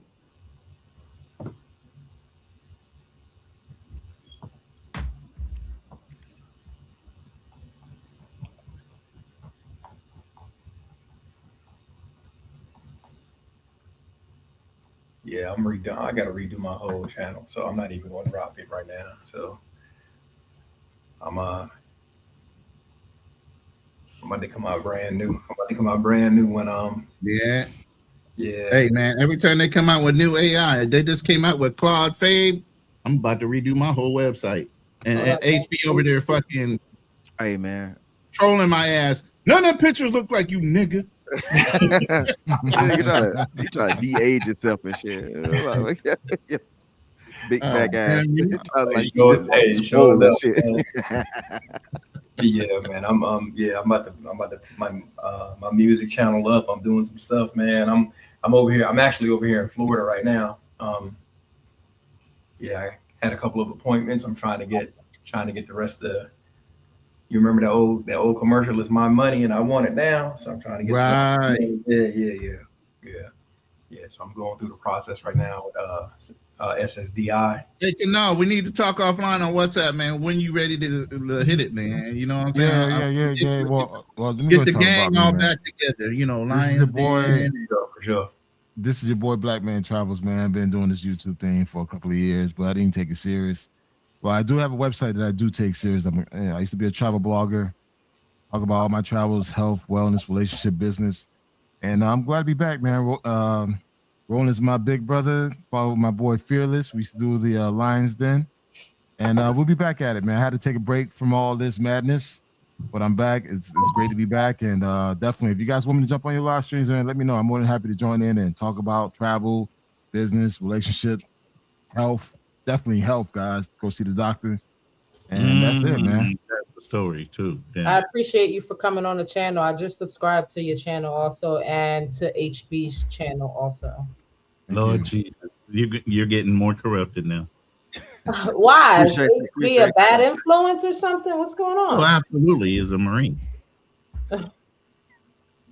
Hey, Ron, you gonna have an after show, or this is done? This is it. You know what? No, I'm gonna go ahead and go grab something to eat. It's Sunday. Now let's keep going. Let me tell you about what happened at work, man. You know what I'm saying? I had to tighten it up. Call me, unless you want to share it with the world. I mean, you can call me on WhatsApp. Nah, ain't nothing, man. You know what I'm saying? So you had to put your hands on talk about. You know, I keep it 100 all times, man. Right. So you have to put your that's my thing. People don't like that shit. I keep it 100 all the time. Yeah, you know, I don't like sugarcoat shit. You know what I'm saying? I don't like to tell people lies and shit. You know what I'm saying? I don't like to ignore what's going on in the world. You know what I'm saying? So, right. But yeah. So, let's hear it. Nah, I ain't gonna do it on her channel. I'm doing it. She's trying to go. Yeah, she's trying to go. Anyway, what you trying to do? You want me to do a? You want to do a live? You want to do a live after this? Yeah, we can do a live after this. Go ahead and get something to eat, cause I ain't doing shit. All right, send me. Me too, man. I'll jump on too. HB, man. What's up, bro? I'm send me some updated fucking images. I already got you locked in, Travel. I don't know what HB Gone Global look like. He could be over there looking like goddamn Darnell right now, for all I know. Hell no, boy, I just got a fresh cut today, man. We just talking about my daughter had a track meet today, so I had to take her to a track meet. So I had to look good for the fine, sexy mamas out there. You know, there'd be a lot of bad mamas in these games, man. These youth football games, god damn, bruh. I'm like, Oh, man, man. I'm a married man. Can't do a goddamn thing. All day back in the day. I was like, Lord Jesus. All righty now. All right. All right, man. Shout out to y'all. Thank you for pulling up on the panel, man. We'll see each other again really, really soon. I think what, 2 hours? You guys good with 2 hours, or you want shorter time? What? I'm talking to the other two. Yo, just let me know. I took a gummy, bro. So I'm gonna be here for a while. He said I took a gummy. I'm feeling right. All right.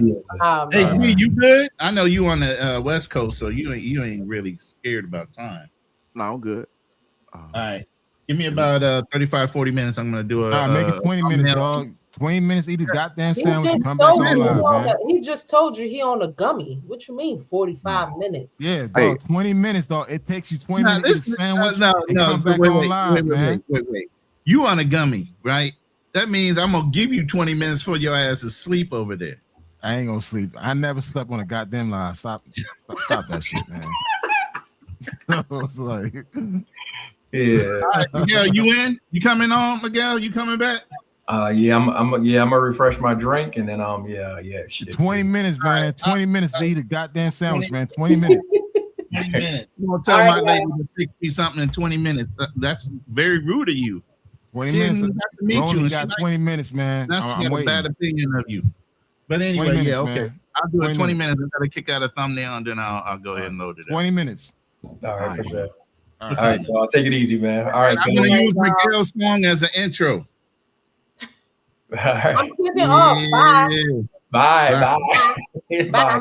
Bye. Bye.